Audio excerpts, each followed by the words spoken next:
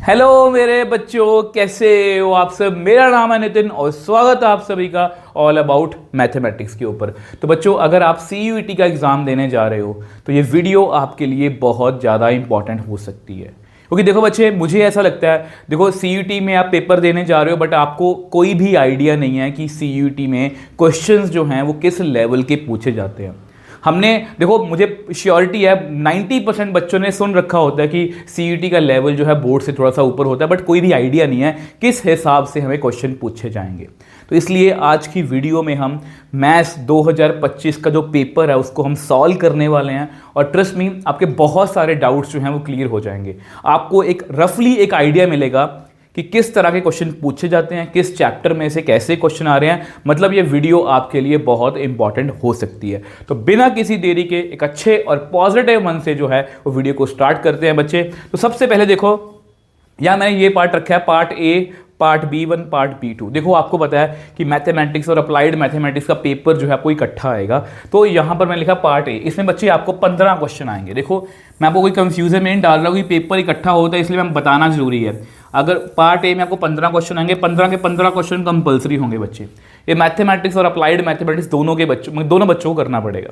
Part B1 जो है बच्चे, वो बच्चे करेंगे जिनका मेन सब्जेक्ट जो है मैथमेटिक्स है, जो आपने नॉन मेडिकल के टाइम या कॉमर्स विद मैथ्स पढ़ा है। तो आपको 15 क्वेश्चन इसमें से टोटल हो गए आपके 50 क्वेश्चन। और अगर आपने अप्लाइड मैथमेटिक्स अप्लाई किया है बच्चे, तो ऑब्वियस सी बात है फिर आप पार्ट B1 नहीं करोगे, फिर आप डायरेक्टली पार्ट B2 करोगे। ए के बाद डायरेक्टली आप B2 पार्ट करोगे। ठीक है, आई होप इसको आप समझ पाए हो। तो देखो बच्चे, सबसे पहले फर्स्ट क्वेश्चन की बात करते हैं। तो पहला क्वेश्चन जो है वो आया मैट्रिक्स के अंदर से, ये मैच द फॉलोइंग। ये पेपर में बहुत ज्यादा क्वेश्चन बच्चे आता है मैच द फॉलोइंग। ये मुश्किल नहीं है बोलता, इसको हमें ट्रिक से करना होता है कि किस तरह से क्वेश्चन जल्दी नहीं पढ़ पाए। देखो, अब आपको पता है, क्वेश्चन को ध्यान से पढ़ो। A transpose is equal to A। तो यहां पर अगर A transpose is equal to A, तो A कौन सा मैट्रिक्स हुआ? सिमेट्रिक मैट्रिक्स हुआ। तो A की ऑप्शन मुझे 4 लग रही है। देखो, यहां पर इसकी ऑप्शन भी 4 है, A की ऑप्शन 4 है। मतलब इन ये दोनों आंसर तो बिल्कुल भी नहीं है। ये इस तरह से करा करो, इससे आपका क्वेश्चन जो है जल्दी अटेम्प्ट हो जाएगा। अब देखो बच्चे, इसका मतलब क्या है? Skew symmetric. तो B की ऑप्शन 3rd, तो बेसिकली यहां पर B की ऑप्शन 3rd है, यहां पर B की ऑप्शन 3rd है। C की ऑप्शन की बात करते हैं तो A determinant is equal to 0, मतलब एक सिंगुलर मैट्रिक्स है, C की वैल्यू 1, तो B ऑप्शन इसका राइट आंसर आएगा। इस तरह से बच्चे हमें ये क्वेश्चंस करने हैं। होप ये आपको क्लियर है। आ जाओ नेक्स्ट क्वेश्चन की बात करते हैं। नेक्स्ट क्वेश्चन देखो बच्चे, फिर से मैट्रिक्स के अंदर से है। तो A और B मैट्रिक्स दिए हुए हैं, तो A B की वैल्यू पूछी है। तो A B की वैल्यू पूछिए तो कैसे करेंगे? 1 0 0 -1 को मल्टीप्लाई करेंगे हम 0 1 1 0 के साथ। ठीक है, मल्टीप्लाई करो 0 0 1 0 0 -1 और -1 सॉरी 0 और 0। तो ये बेसिकली आ गया 0 1 -1 0 0 1 -1 0। यस, सी ऑप्शन इसका राइट आंसर है। आई होप ये बच्चे आपको क्लियर है। आ जाओ नेक्स्ट क्वेश्चन पर। नेक्स्ट क्वेश्चन देखो बच्चे, फिर से मैट्रिक्स के अंदर से है। अब ये देखो, आप चेक कर सकते हो, आप ऑनलाइन चेक कर लेना। 25 का जब पेपर फिल करोगे आपको यही क्वेश्चंस मिलेंगे। A is a square matrix, I identity matrix है, A square is equal to I दिया हुआ है, इसकी वैल्यू पूछी है। इसका फॉर्मूला क्या होगा? a cube minus B cube minus 3a square b plus 3ab square, plus यहां पर भी लिखो a cube plus B cube plus 3a square b plus 3ab square minus 3a। ठीक है, minus I cube plus I cube minus 3a square I plus 3 square I cancel out हो गया। ए cube को मैं लिख सकता हूं, देखो चलो एक बार लिख लो, 2 टाइम्स ए क्यूब है, यहां पर 2 टाइम्स ए क्यूब है और 6ai स्क्वायर है यहां पर और माइनस 3a। अब आपको पता है कि ए क्यूब को मैं क्या लिख सकता हूं? ए स्क्वायर इंटू ए। आई को जितनी बार मर्जी मल्टीप्लाई कर लो, आइडेंटिटी मैट्रिक्स ही होता है, माइनस 3a। 2a स्क्वायर की वैल्यू कितनी है? आई, तो यहां पर लिखो आई इंटू ए। 6a आई को मल्टीप्लाई करोगे तो a ही आएगा, आपको पता है ये ए आई है कितना आएगा? 2a plus 6a minus 3a। 8a में से 3a गए, कितना आंसर आ गया? 5a। तो कौन सी ऑप्शन सही हुई? डी ऑप्शन इसका राइट आंसर है। आई होप ये बच्चे आपको क्लियर है। आ जाओ नेक्स्ट क्वेश्चन पर। नेक्स्ट क्वेश्चन देखो बच्चे, नेक्स्ट क्वेश्चन देखो, अगेन बच्चे डिटर्मिनेंट और मैट्रिक्स में से आया हुआ है, ठीक है। एडजॉइंट ए की वैल्यू पूछी। अब आपको पता है कि एडजॉइंट ए का डिटर्मिनेंट कितना होता है, ए डिटर्मिनेंट की पावर n माइनस, ठीक है। बेसिकली हमें फॉर्मूलास पता होने चाहिए। देखो बच्चे, अगर आपको फॉर्मूलास अच्छे से क्लियर नहीं है, अगर आप सब कुछ देखो, मैं आपको यहाँ पर सजेस्ट भी करूँगा कि बिल्कुल हम CUET को स्टार्ट कर रहे हैं, तो यहाँ पर मैं आपको वीडियो रिकमेंड कर सकता हूँ कि CUET की हमारी एक वीडियो थी, सॉरी CUET की नहीं, क्लास 12 की एक वीडियो थी जिसमें मैंने पूरे 2 घंटे के अंदर पूरे कंसेप्ट अच्छे तरीके से रिवाइज करवाए हैं। सब कुछ नोट्स में लिखा हुआ है। आप नोट्स टेलीग्राम चैनल पर डाउनलोड कर सकते हो और वीडियो को देख सकते हो। दोनों को अगर मतलब कि अच्छे तरीके से मतलब कि सामने रख के करोगे तो आपको बहुत अच्छे से सब चीज़ें रिकॉल हो सकती हैं, मतलब अच्छे से हो जाएंगी, ठीक है। अब देखो बच्चे, यहाँ पर ऑब्वियसली बात है, इसके बाद भी हम बहुत कुछ करने वाले हैं CUET का। मैं पूरी तैयारी आपको करवाऊंगा, बट बस आपका प्यार और सपोर्ट चाहिए। अब देखो यहाँ पर एडजॉइंट है, यानी कि इसको मैं क्या लिख सकता हूँ, ए डिटर्मिनेंट की पावर 2, इसका ऑर्डर 3 है। अब इसका डिटर्मिनेंट मुझे चाहिए। अब इसका डिटर्मिनेंट कैसे आएगा, अब ये तो 0 ही है, ये भी 0 है, तो लास्ट वाली रो को देख लो। पहले आएगा 0 माइनस 0 प्लस √3, तो √3 वाली रो और कॉलम को छोड़ दो, कितना आया 0 माइनस 3, तो कितना बच्चे आ गया -3√3। तो यहाँ फिल करो, -3√3 का स्क्वायर कितना आया 9 × 3 मतलब 27। तो कौन सी ऑप्शन सही हुई, सी ऑप्शन इसका राइट आंसर है। आ जाओ जी नेक्स्ट क्वेश्चन पर। नेक्स्ट क्वेश्चन देखो बच्चे, नेक्स्ट क्वेश्चन जो है डेरिवेटिव में से पूछा है। अब इस क्वेश्चन में बच्चे देखो ये मुश्किल नहीं है, बस इसमें ना टाइम वेस्ट हो सकता है, तो बहुत ध्यान से करना है। सबसे पहले इसका डेरिवेटिव करते हैं। तो डेरिवेटिव जैसे ही आप करोगे तो 3e की पावर 2x × 2, 2e की पावर 3x × 3, तो कितना बन गया बच्चे 6e की पावर 2x, 6e की पावर 3x। अभी कुछ फायदा नहीं लग रहा, डबल डेरिवेटिव करो इसका। डबल डेरिवेटिव करोगे तो कितना आएगा 6e की पावर 2x × 2, 6e की पावर 3x × 3, तो बेसिकली बन गया 12e की पावर 2x, 18e की पावर 3x। अभी कुछ खास बन नहीं रहा है ना, मुझे लगा ये y दोबारा बनेगा, बट ऐसा कुछ नहीं है, क्योंकि अगर मैं यहाँ से बच्चे, अगर मैं यहाँ से अंदर मुझे 3 लेके आना है तो मुझे 4 कॉमन लेना पड़ेगा, तो ये बनेगी नहीं बात। तो ऐसा करो, जो आंसर लिखा उसी की कोशिश करते हैं। Double derivative plus 6y, double derivative plus 6y की वैल्यू पूछी है उन्होंने, ठीक है। तो ये है 12e की पावर 2x प्लस 18e की पावर 3x, 6y इसको मल्टीप्लाई करो कितना आएगा 18e की पावर 2x, इसको 6 से मल्टीप्लाई करो 12e की पावर 3x। अब देखो 2x और 2x कैंसिल ऐड हो गए तो कितना है 30e की पावर 2x, इसको भी करोगे तो 30e की पावर 3x। अब देखो बच्चे हम यहाँ पर पहुँच गए, बट हमारा आंसर कहीं मैच नहीं कर रहा, तो यहाँ पर ऑब्वियसली बात डेरिवेटिव की वैल्यू ये है ना, तो सारे जो आंसर है बच्चे वो डेरिवेटिव की फॉर्म में आ रहे हैं, सिंगल डेरिवेटिव की फॉर्म में आ रहे हैं। अगर मैं यहाँ पर 5 कॉमन ले लूँ, अंदर कितना आएगा 6e की पावर 2x, 6e की पावर 3x। अगर आप इसको ध्यान से देखो बच्चे, ये जो है सिंगल डेरिवेटिव, तो 5dy/dx। ऐसे क्वेश्चन जो होते हैं टाइम कंज्यूमिंग होते हैं, बट आसान होते हैं, तो ये आपका बच्चे सही आंसर है। आ जाओ नेक्स्ट क्वेश्चन पर, नेक्स्ट क्वेश्चन में चलते हैं। नेक्स्ट क्वेश्चन देखो, find the interval in which the function is increasing. तो बहुत ही बच्चे ध्यान से करना है ऐसे क्वेश्चन को। अब इंक्रीजिंग डिक्रीजिंग का क्वेश्चन है, तो सबसे डेरिवेटिव कर लो, कितना आएगा x² as it is e की पावर -x × -1 प्लस e की power -x as it is, इसका डेरिवेटिव 2x, इसको रखो 0 के इक्वल। अब इसमें से ऐसा करो, e की पावर -x कॉमन ले लो, अंदर कितना आएगा -x² + 2x is equal to 0। अब आपको पता है बच्चे ये 0 नहीं हो सकता, e की पावर x, देखो e एक आउटलेस नंबर है, e की वैल्यू होती है 2.718 अप्रॉक्सीमेटली, जस्ट मैंने वैसे लिख दिया, ठीक है। तो ये कभी भी 0 नहीं हो सकती, तो इसका मतलब -x² + 2x is equal to 0। x common ले लो, -x + 2 इज इक्वल टू 0, तो x की वैल्यू आई 0 और x की वैल्यू आई 2। अब इसको बना लेते हैं हम नंबर लाइन के ऊपर, यहाँ पर 0 है, यहाँ पर 2 है। अब हमें वैल्यू फिल करके चेक करना है बच्चे, वैल्यू फिल करके चेक करना है। देखो आपको इतना पता होना चाहिए कि डेरिवेटिव की वैल्यू ये है डेरिवेटिव की वैल्यू ये है 1/e⁻x, इसको फैक्टर्स में लिख लो x माइनस एक्स प्लस 2, ठीक है। अब ex जो है बच्चे, e की जितनी मर्जी पावर ले लो, वो ऑब्वियसली बात है पॉजिटिव आंसर इसका मिलेगा, तो ये तो पॉजिटिव ही है, बाय डिफॉल्ट ये पॉजिटिव है, मतलब मुझे यही चेक करने हैं, ठीक है। 2 से बड़ा नंबर फिल करना 3 और ये बनेगा बच्चे नेगेटिव बनेगा, यहाँ पर ये देखो नेगेटिव बनेगा। माइनस फिल करो -1, ये -1 फिल करा तो ये -1 +1, ये प्लस बन गया और ये माइनस बन गया, तो ये अगेन माइनस आएगा यहाँ पर, और बीच में इसके 1 फिल करोगे तो कितना आंसर आ रहा है यहाँ पर, पॉजिटिव आंसर आ रहा है। तो हमें पूछा क्या, उन्होंने इंक्रीजिंग का पूछा है, तो इंक्रीजिंग कौन से इंटरवल में बच्चे, 0 से लेके 2 के बीच में है, ठीक है। तो ये रहा जी डी ऑप्शन इसका राइट आंसर है, डी ऑप्शन बच्चे इसका राइट आंसर है। तो देखो ध्यान से देख भी लो, तो कोई बहुत ज़्यादा बड़े लेवल के क्वेश्चन नहीं है, मगर जो बोर्ड्स में हमारे अगर बेसिक स्ट्रॉन्ग है तो हम बहुत अच्छे मार्क्स जो हैं CUT में भी स्कोर कर सकते हैं। If the maximum value of the function occurs at A, तो a² f, देखो बहुत ज़्यादा अच्छा क्वेश्चन है।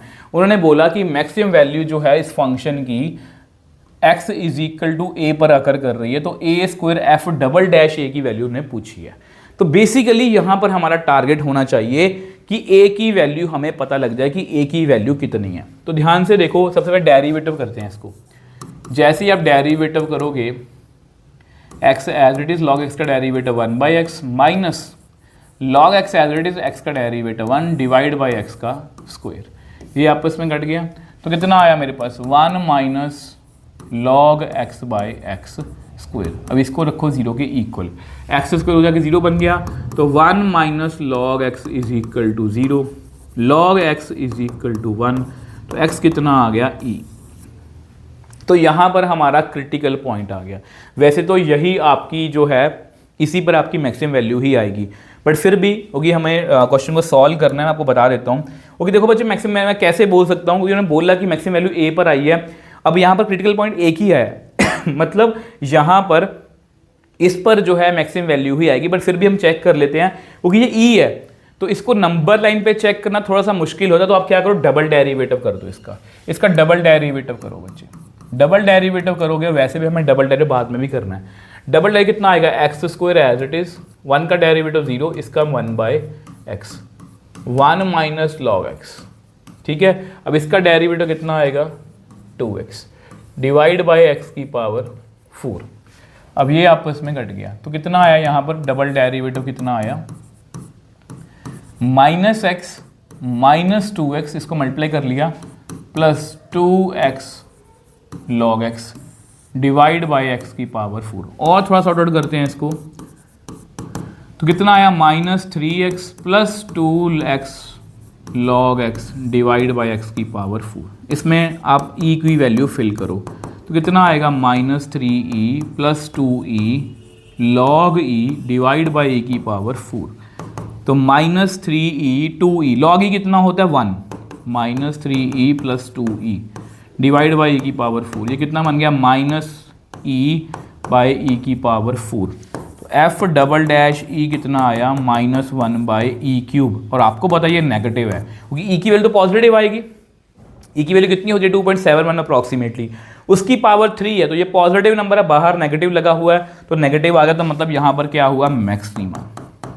तो ये तो हमें पता लग गया कि ए की वैल्यू जो है वो ई है। अब हमें क्या फाइंड करना है, a² f डबल डैश ए, a² f डबल डैश ए, a² f डबल डैश ए, मतलब इसको हमें फाइंड करना e² f double dash e। और आपको पता है e² हम पता नहीं हमें, तो f double dash e already हम निकाल चुके हैं, -1/e³। तो कितना आया -1/e। तो बच्चे ये आपका आंसर है, इसमें ऑप्शन देखो, यस बी ऑप्शन इसका राइट आंसर है। आ जाओ जी बच्चे नेक्स्ट क्वेश्चन पर। नेक्स्ट क्वेश्चन देखते हैं कौन सा, 8th MCQ की बात करते हैं। तो ये क्वेश्चन ऑब्वियसली बात है इंटीग्रेशन के अंदर से है। अब आपको पता है कि ये मॉड है, और मॉड का हम ब्रेकिंग पॉइंट चेक करेंगे, वो कितना है 2। इसको तोड़ दो, इसमें यही मैटर करता है कितनी स्पीड से करते हो। तो यहाँ पर है x-2 dx। अब बीइंग अ टीचर मुझे सारा क्वेश्चन आपको समझाना है, तो बस आपको वहाँ पर एक्यूरेसी जो है और स्पीड दोनों मेंटेन करने हैं। अब -2 से अगर छोटा नंबर फिल करेंगे तो इसकी वैल्यू कितनी आएगी, नेगेटिव आएगी। इसकी वैल्यू कितनी आएगी, नेगेटिव आएगी, ठीक है। और अगर -2 से बड़ा नंबर फिल करेंगे तो इसकी वैल्यू पॉजिटिव आएगी। तो मैंने मॉड से बाहर निकाल लिया। इसकी इंटीग्रेशन कितनी होगी, x² - 2x, यहाँ माइनस है 1 से लेके 2 तक, x² - 2x, 2 से लेके 4 तक। इसमें वैल्यू फिल करो, 2 फिल करोगे, 2 का स्क्वायर 4, 4 डिवाइड बाई 2 2, -2 2 ज़ा 4, लोअर लिमिट, ये कितना बनेगा 1/2 - 2 प्लस 4 फिल करो, 4 4 16/2 8, -4 2 ज़ा 8, माइनस लोअर लिमिट कितना आएगा 2 - 4, ये लो जी, ठीक है। इसको सॉल्व करें तो कितना आएगा -2, ये कितना बना -4/2 -3/2 प्लस 3/2, ये 0 बन गया, ये कितना बन गया -2 + 2, ठीक है जी। तो ये +2 बन गया -3/2 + 1/2 सॉरी 2, तो कितना बन गया 4 - 3/2। तो बेसिकली इसका आंसर आ रहा है 5/2। तो डी ऑप्शन इसका राइट आंसर है, डी ऑप्शन बच्चे इसका राइट आंसर है। आ जाओ नेक्स्ट क्वेश्चन पर। नेक्स्ट क्वेश्चन देखो, ऑब्वियस सी बात है बच्चे, अगर आपने बोर्ड्स मेरे से पढ़ा है तो ये क्वेश्चन मैंने वहाँ पर भी आपको करवाया था। अब ई और लॉग के बीच में आपको पता है ई और लॉग में बहुत ज़्यादा प्यार है, उसमें कुछ नहीं आ सकता। तो लॉग की प्रॉपर्टी से वो जो है वो ऊपर चला गया, लॉग की प्रॉपर्टी से जो है वो ऊपर चला गया। सेम यहाँ पर लॉग की प्रॉपर्टी से वो ऊपर चला गया, लॉग की प्रॉपर्टी से वो ऊपर चला गया, ठीक है। अब ई और लॉग कैंसिल आउट, तो कितना रह गया मेरे पास x की पावर 5, x की पावर 5 माइनस x की पावर 4, ये कितना रह गया x की पावर 3 माइनस x की पावर 2। अब इसमें से x की पावर 4 जो है मैं कॉमन ले सकता हूँ, अंदर आएगा x - 1, नीचे से मैं x² कॉमन ले सकता हूँ, अंदर आएगा x - 1, ये भी आपस में कट गया।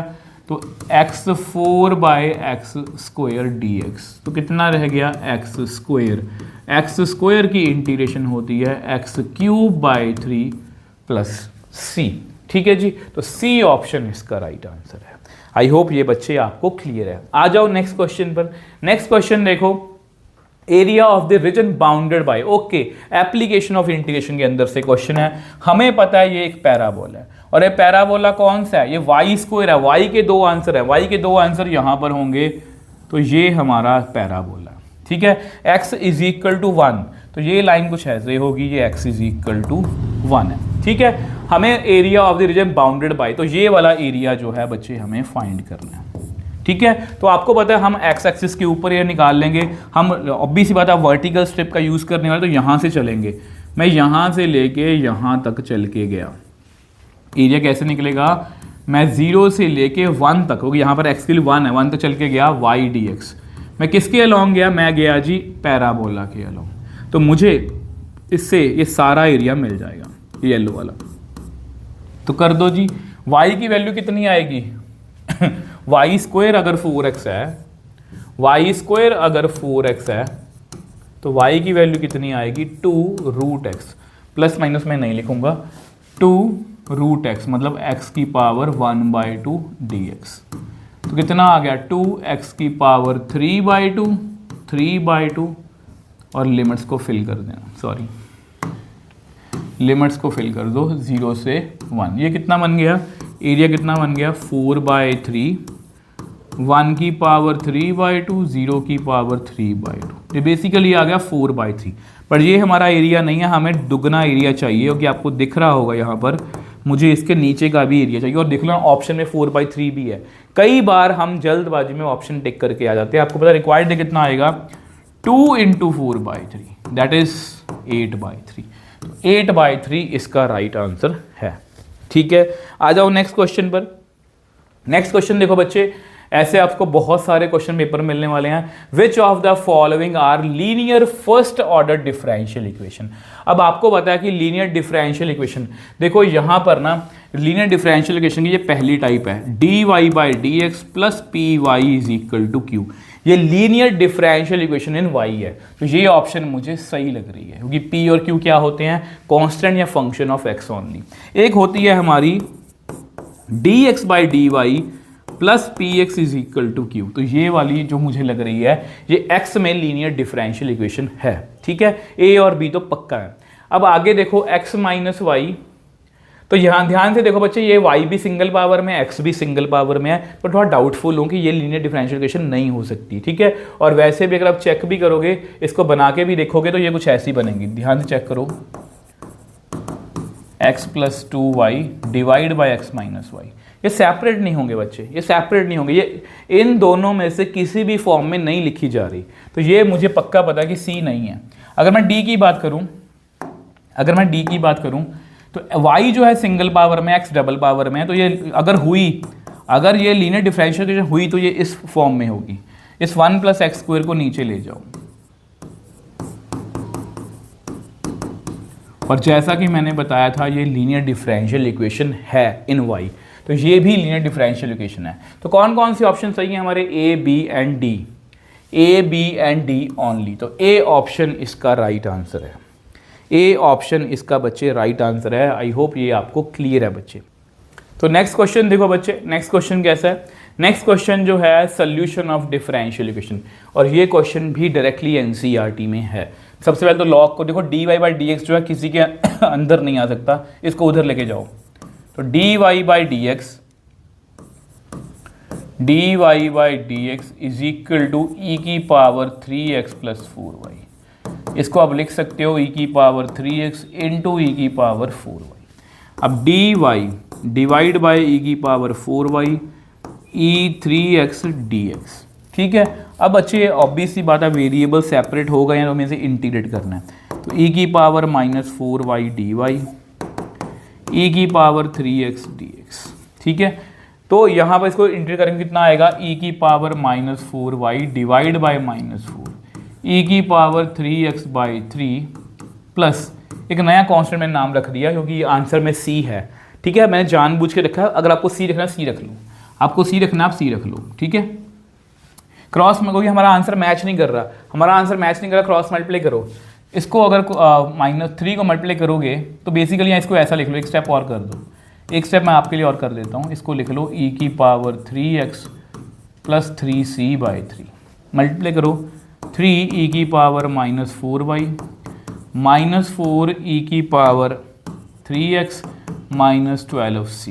इसको इधर ले आओ, 4 e की पावर 3x प्लस 3 e की power minus 4y plus 12c is equal to 0। अब देखो कौन सी ऑप्शन मैच कर रही है, 4 e की पावर 3x प्लस 3 e की पावर माइनस, तो मुझे यहाँ पर बच्चे ए ऑप्शन ही इसका राइट आंसर लग रहा है। तो ये ऑप्शन इसका राइट आंसर है। इसको आप लिखना चाहो तो इसको आप C कांस्टेंट भी लिख सकते हो, मर्जी आपके, बेसिकली आपको आंसर चाहिए था वो आपको मिल गया, ठीक है जी। आ जाओ नेक्स्ट क्वेश्चन पे, 12c भी कांस्टेंट है, C भी एक कांस्टेंट है। The probability distribution of a random variable, तो इसको लेके बच्चों के मन में बहुत रहता है कि ये पेपर में आएगा कि नहीं आएगा, तो बच्चे लिख लो ये पेपर में आपको आने वाला है, ठीक है, डिस्ट्रीब्यूशन। अब यहाँ पर उन्होंने ये बोला कि ए जो है वो 0 से बड़ा है, इसकी प्रोबेबिलिटी हमें चाहिए। तो सबसे पहले हमें ए की वैल्यू पता होनी चाहिए। अब आपको पता है कि डिस्ट्रीब्यूशन में क्या होता है, इन सब का सम जो है वो कितना होता है, 1 होता है। तो पहले उसी को लिखते हैं, 1 होता है ना। तो कितना आया, 1 प्लस 1/4, ये कितना बन गया, 5/4 minus 7a² plus a² minus 6a² plus a/2 is equal to 1। तो एलसीएम कितना आएगा इसका, 4। अब 5 24a² plus 2a is equal to 1। तो इस क्रॉस मल्टीप्लाई करोगे तो कितना आएगा, -24a² plus 2a plus 5 is equal to 4। इसको भी इधर ले आओ, यहाँ 24a² plus 2a plus 1 is equal to 0। तो बेसिकली ये बन गया, ठीक है जी। अब देखो इसको क्वाड्रेटिक को सॉल्व करना पड़ेगा, ठीक है। तो सॉल्व करेंगे तो कितना आएगा, 20 माइनस के 24 आ रहा है, 6 4 सा माइनस 6a प्लस 4a, कितना आया, 6a कॉमन ले लो, अंदर आएगा 4a माइनस 1 4a माइनस 1। तो 6a प्लस 1 4a माइनस 1। तो a की वैल्यू आई -1/6, a की वैल्यू आई 1/4। आपको पता है ये रिजेक्टेड है क्योंकि बिकॉज a जो है वो 0 से बड़ा है, तो ये रिजेक्ट हो गई। तो ये वैल्यू जो है एक्सेप्टेड है। a की वैल्यू 1/4 है। उन्होंने हमसे पूछा है p की वैल्यू, सॉरी p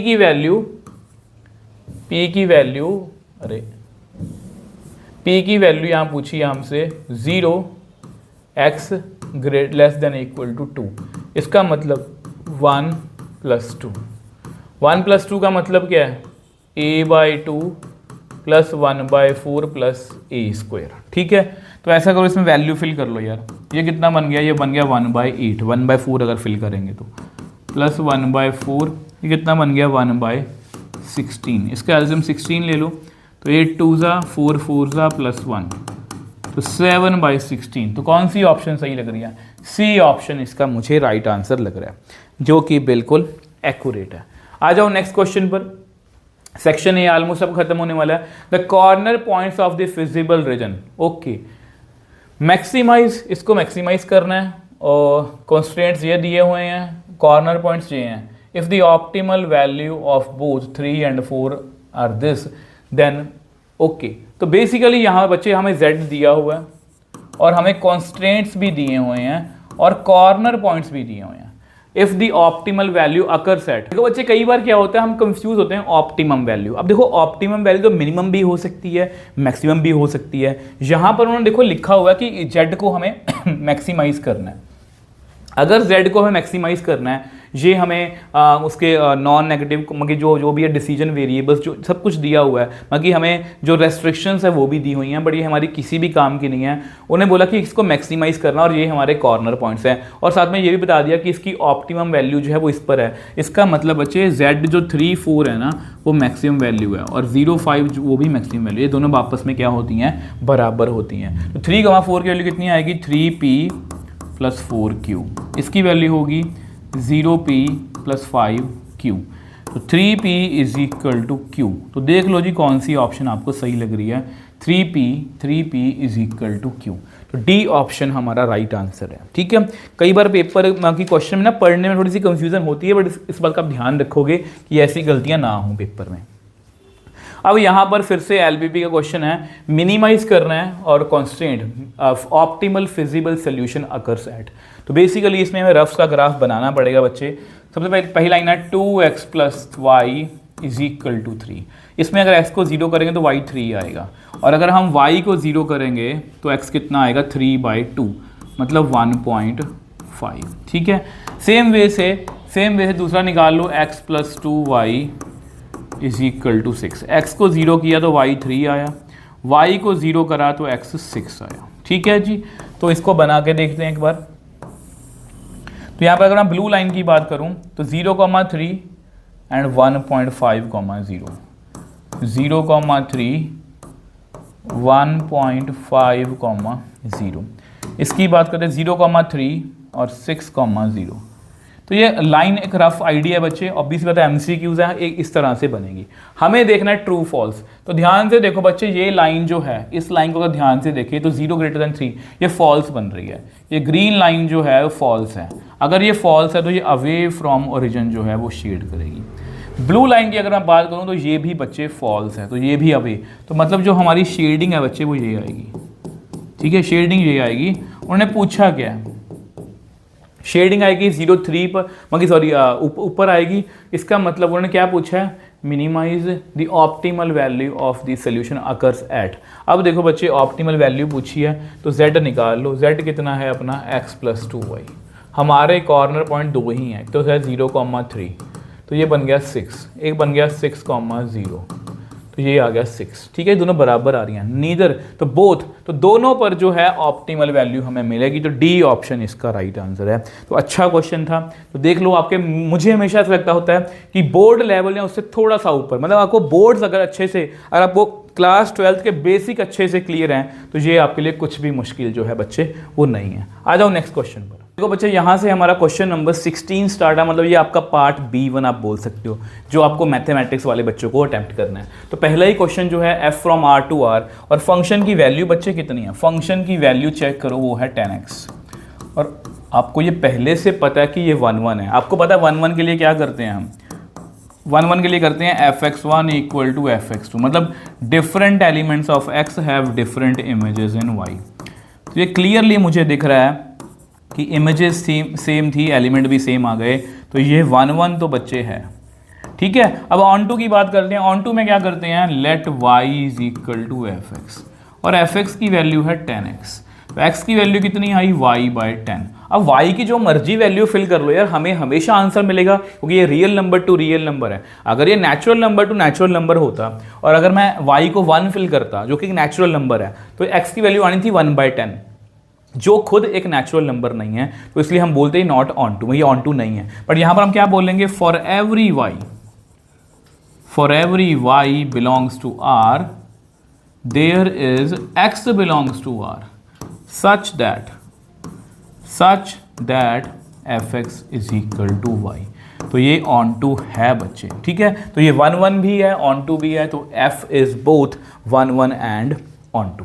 आ जाओ नेक्स्ट क्वेश्चन पर, 17th क्वेश्चन की बात करते हैं। इफ हमें दिया हुआ है the number of relations containing, अब ये एनसीईआरटी का क्वेश्चन है बच्चे। अगर आपने मेरी 13 डेज प्रो सीरीज देखी है, कोई भी सीरीज देखी है, ये क्वेश्चन हमने कर रखा है बच्चे, ठीक है। तो नंबर ऑफ रिलेशंस कंटेनिंग 1 2। देखो बच्चे, अगर मैं रिलेशन की बात करूं, ये एक बार रिलेशन है जिसमें 1 2 है और 1 3 है, ये पक्का होने ही चाहिए, ये तो बच्चे उसमें पक्का होने ही चाहिए, ठीक है, ये बच्चे उसमें पक्का होने ही चाहिए। अब यहां पर वो क्या बात कर रहे हैं, वो रिफ्लेक्सिव हो, सिमेट्रिक हो, बट ट्रांजिटिव ना हो। अब रिफ्लेक्सिव होने के लिए तो उसमें तो 1 1 होना चाहिए, 2 2 भी होना चाहिए और 3 3 भी होना चाहिए।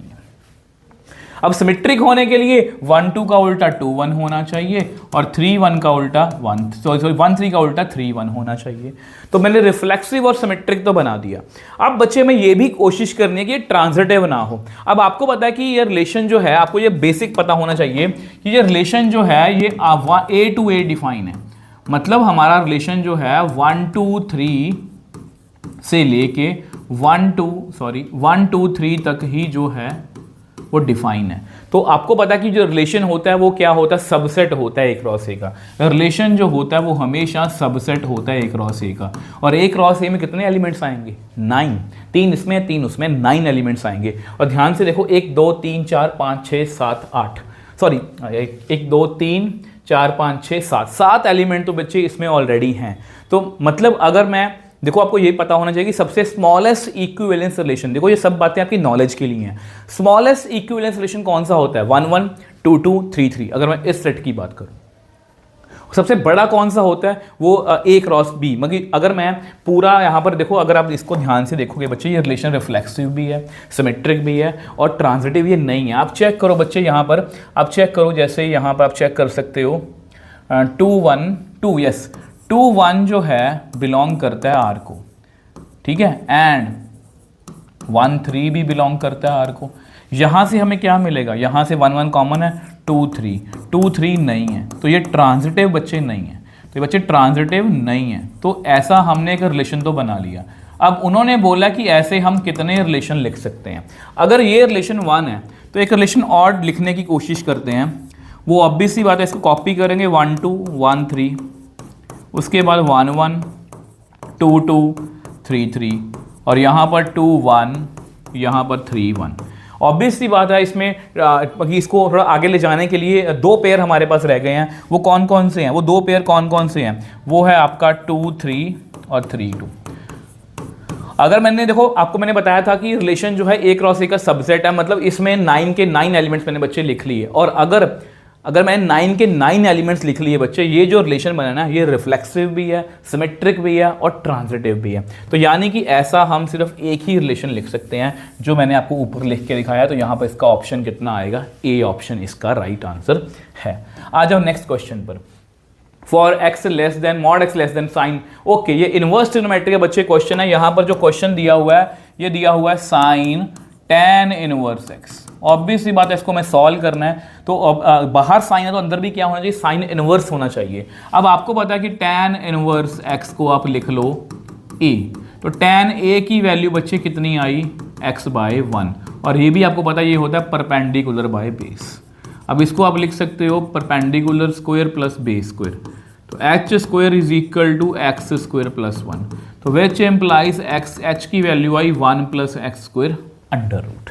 ठीक है, अब यहां पर आप ऐसा करो साइन ए की वैल्यू निकालो। साइन ए कितना होता है, p बाई एच। अब p यहां पर कितना बच्चे, p जो है वो है आपका x और h है आपका 1/1 plus x square under root. तो साइन ए की वैल्यू तो ए कितना आएगा, sine inverse x upon 1 plus x square under root. A की वैल्यू tan इनवर्स में वो थी, तो साइन इनवर्स में ये आ गई, तो वैल्यू फिल करते हैं। तो sine inverse x upon 1 plus x square under root. इसी तरह से करना है, तो कितना आंसर बच्चे आया आपका, आया x upon 1 plus x square under root. तो डी ऑप्शन इसका राइट आंसर है, डी ऑप्शन बच्चे इसका राइट आंसर है। आ जाओ नेक्स्ट क्वेश्चन पर, 19th क्वेश्चन की बात करते हैं। तो ए मैट्रिक्स हमें दिया हुआ है, एम आई जे और ए आई जे क्या है, माइनस एंड को फैक्टर्स। ओके, अब बेसिकली ये क्वेश्चन है कुछ नहीं है, ये क्वेश्चन जस्ट हमारा टाइम खराब करने के लिए है, क्योंकि हमें माइनर और को फैक्टर निकालने आते हैं, बट यहां पर हमारा टाइम वेस्ट होगा। तो सबसे पहले M22 की बात करते हैं। M22 जो है, इसको भी ऑप्शन बेस्ड करा करो। M22 जो है मतलब सेकंड रो सेकंड कॉलम, यही होगा ना। तो 1 1 ज़ा 1 माइनस 2 1 ज़ा 2, तो बेसिकली ये -1 आया, तो ये बिल्कुल ओके है। तो M22 जो है बिल्कुल सही है। ठीक है, तो ए ऑप्शन तो राइट आंसर है, मतलब ए तो सही है। ठीक है, यानी कि सभी ऑप्शन आ सकती हैं, ए ऑप्शन से कुछ खास फायदा नहीं हुआ। A23 की बात करते हैं वहाँ पर, A23, तो second row third column, 4 minus 4 कितना आया, 0। तो ये भी बच्चे सही है, बी भी सही है, तो ये ऑप्शन नहीं आ सकती। ठीक है, तो ए, सी और बी ऑप्शन में से आंसर आपका सकता है। ठीक है, अब थर्ड ऑप्शन की बात करते हैं, वो है A32 को चेक करो, third row second column, 2 minus -1, 2 minus -1, और बाहर माइनस आएगा क्योंकि 3 2 है, तो कितना बना, 3 और -3। तो यहां पर बच्चे सी जो है, माइनस का ध्यान रखना, अगर आपने माइनस प्लस की गड़बड़ कर दी पूरा क्वेश्चन गलत हो जाएगा। तो A32 जो है वो रॉन्ग है, तो ए और बी सही हैं। ए और डी, देखो यहाँ पर उन्होंने बोला है, ये ऑप्शन भी गलत है, क्योंकि उन्होंने बोला कि ए, डी और ई ओनली सही है, बी हमारा सही है।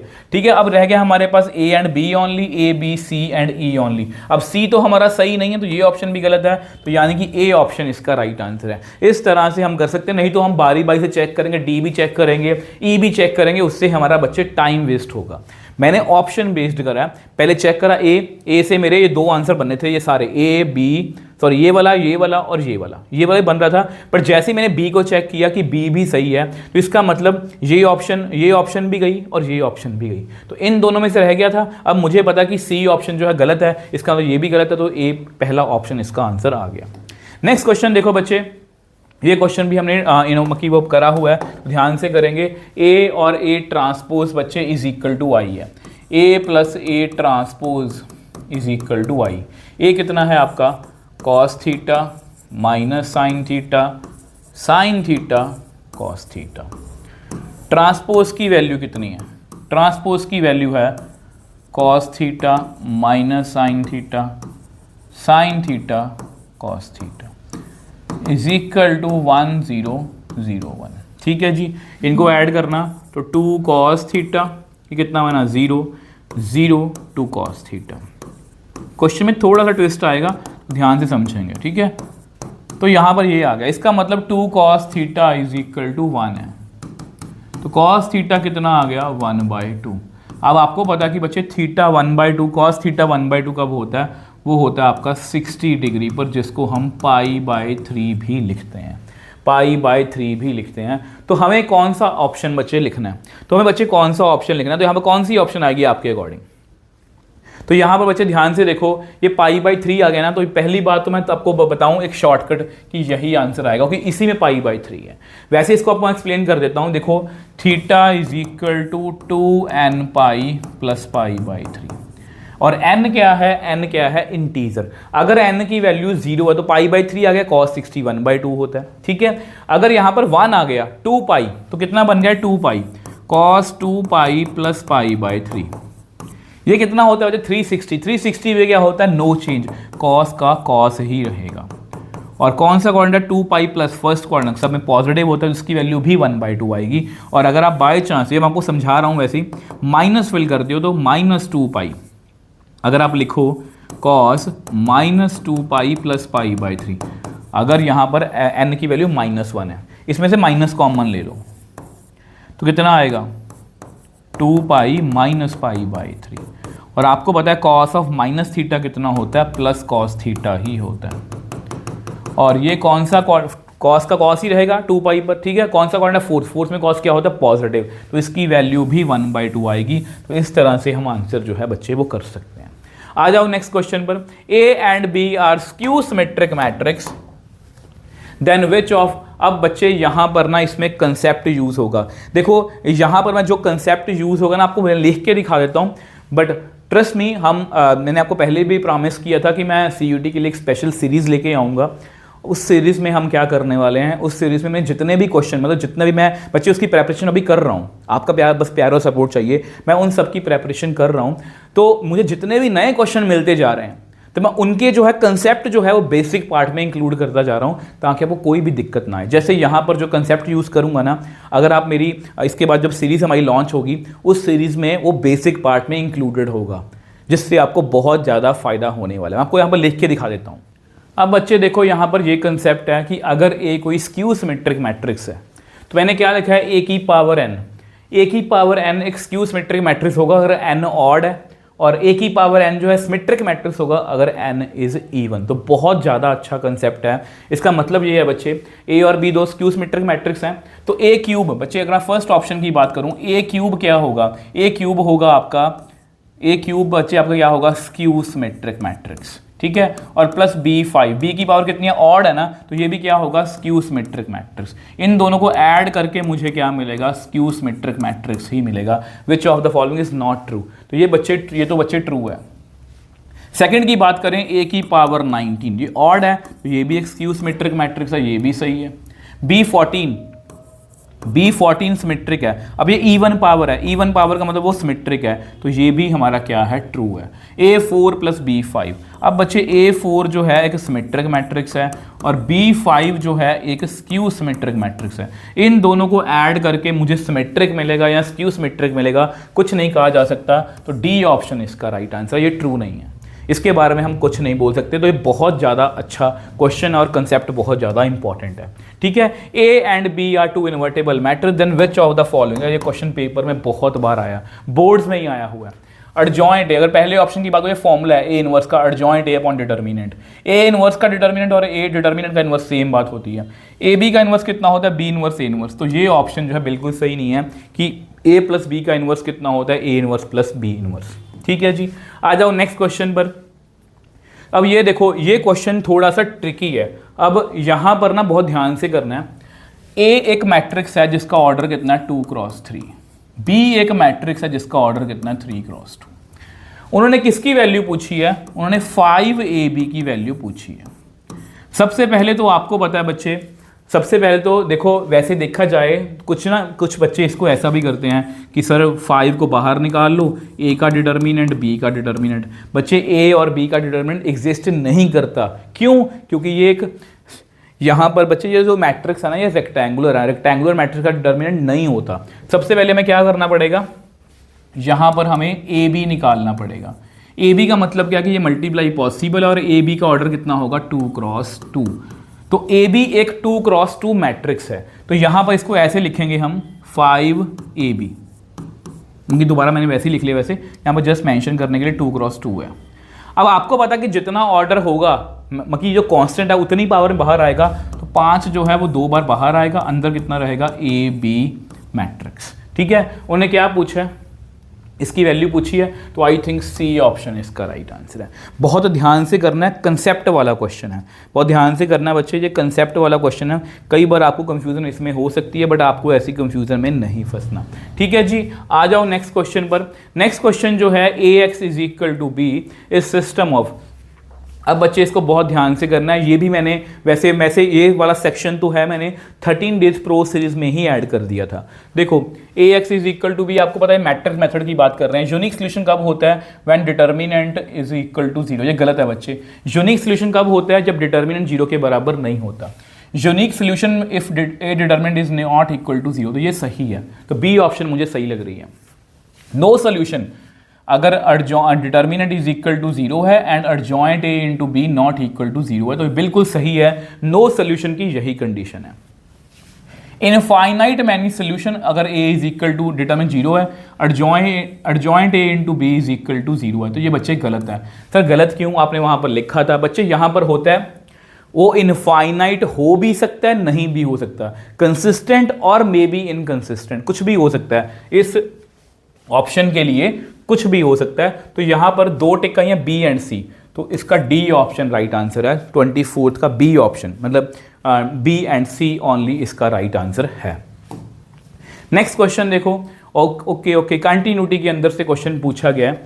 कंटिन्यूटी के अंदर से क्वेश्चन पूछा गया है, फंक्शन जो है is continuous at X is equal to pi by two. Continuous दिया हुआ है ना, तो लेफ्ट हैंड लिमिट निकालिए इसकी। Limit X approaches to pi by two negative, तो के cos X upon pi minus 2x। ठीक है जी। एच अप्रोचेस टू 0 लिखो, तो क्या लिखेंगे? के कॉस, यहाँ पर क्या लिखेंगे? x को पाई by to minus H, pi minus 2, यहाँ पर क्या लिखेंगे? पाई बाई टू माइनस एच। ठीक है बच्चे, तो यहाँ पर कितना आएगा? लिमिट h अप्रोचेस टू 0, ये बन जाएगा बेसिकली इस कॉस 90 पे क्या होता है? चेंज किस में? साइन में। कौन सा क्वाड्रेंट है? फर्स्ट ही है, फर्स्ट में सभी पॉजिटिव होते हैं। ठीक है, इसको भी लिखो ध्यान से, pi minus pi plus 2h, ये आपस में कट गया। तो मेरे पास कितना आया? लिमिट h अप्रोचेस टू 0 के साइन h बाय 2h। अब इसकी वैल्यू बच्चे कितनी आ गई? 1, तो k बाय 2 इंटू 1। अब फंक्शन क्योंकि कंटिन्यूज है, फंक्शन क्योंकि कंटिन्यूज है, इसका मतलब k बाई 2 किसके बराबर है? f ऑफ पाई बाई 2 के, और f ऑफ पाई बाई 2 किसके बराबर है? 3 के। तो विच एम्प्लाइज k की वैल्यू कितनी आ गई? 6। और कोई भी बड़ा इतना मुश्किल क्वेश्चन नहीं है जो हमसे कंटिन्यूटी का नहीं हो पाया। आई थिंक ये आपको बच्चे क्लियर है। आ जाओ जी नेक्स्ट क्वेश्चन पर। तो बच्चे अगर हम नेक्स्ट क्वेश्चन की बात करें तो आप मुझे बताओ, क्या ये क्वेश्चन मैंने आपको बोर्ड्स में नहीं बताया कि प्लीज़ बच्चे मॉड वाला क्वेश्चन कर लो, डिफरेंशिएबिलिटी के अंदर पूछा जा सकता है। और इसमें की कंसेप्ट कौन सा है कि जो मॉड फंक्शन होता है ना, वो ब्रेकिंग पॉइंट पर जो है वो डिफरेंशिएबल नहीं होता। इसका जो ब्रेकिंग पॉइंट है इस मॉड का वो है 0, इसका है -2, इसका अगर आप नहीं भी निकालो तो भी चल जाएगा। वैसे इसका ब्रेकिंग पॉइंट जो वो इस तरह से आएगा, X square minus 4 is equal to 0। तो एक्स स्क्वायर जो है इसकी वैल्यू कितनी आएगी? 4, तो एक्स कितना आएगा? Plus minus 2। तो इसका ब्रेकिंग पॉइंट जो है बच्चे वो प्लस माइनस 2 आएगा। ठीक है, और इसका आएगा 2। अब आपको पता है कि 0 पर कौन सा फंक्शन, तो एक ही ऑप्शन जो है सेकंड है, तो एक ही ऑप्शन सेकंड है। मुझे ये वाला आंसर जो है सही लग रहा है। और अगर मैं बी की ऑप्शन देखूं तो बी का आंसर आएगा -2 पर, बी का आंसर आएगा -2, बी का है 1, तो ये भी सही लग रहा है। ए और ये दोनों बराबर बराबर है। सी का देखो, मैं ऐसा को डी का देख लो, अगर आपको ये मुश्किल लग रहा है तो डी का देख लो। डी 2 पर जो है थर्ड पर, डी का आंसर जो है मतलब डी जो है वो थर्ड ऑप्शन पर, डी जो है वो थर्ड ऑप्शन पर, तो ये रहा। तो यानी कि बी ऑप्शन इसका राइट आंसर है। इस तरह से हमें करना है। ब्रेकिंग पॉइंट पर क्या होता है? वो डिफरेंशिएबल नहीं होता, तो बी ऑप्शन इसका राइट आंसर है। तो कुछ क्वेश्चन देखो बच्चे लेंथी भी हो सकते हैं, कुछ क्वेश्चन बहुत जल्दी भी बन जाएंगे। ठीक है, अब देखो बच्चे डेरिवेटिव फाइंड करना है, तो डेरिवेटिव आपको फाइंड करना आता है। तो कैसे डेरिवेटिव करते हैं? पावर नहीं है, साइन, साइन एंगल का derivative cos angle derivative of angle, हमेशा हमने ऐसा ही किया है।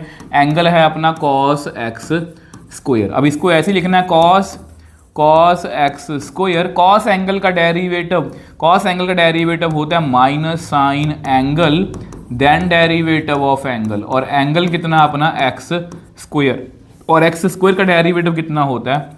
2x। तो इस तरह से करोगे तो डेरिवेटिव में यार गलती कभी होगी नहीं। अब हमें क्या करना है? वैल्यू को फिल करना है। वैल्यू कितनी है? x इज इक्वल टू कितना है? √π/2।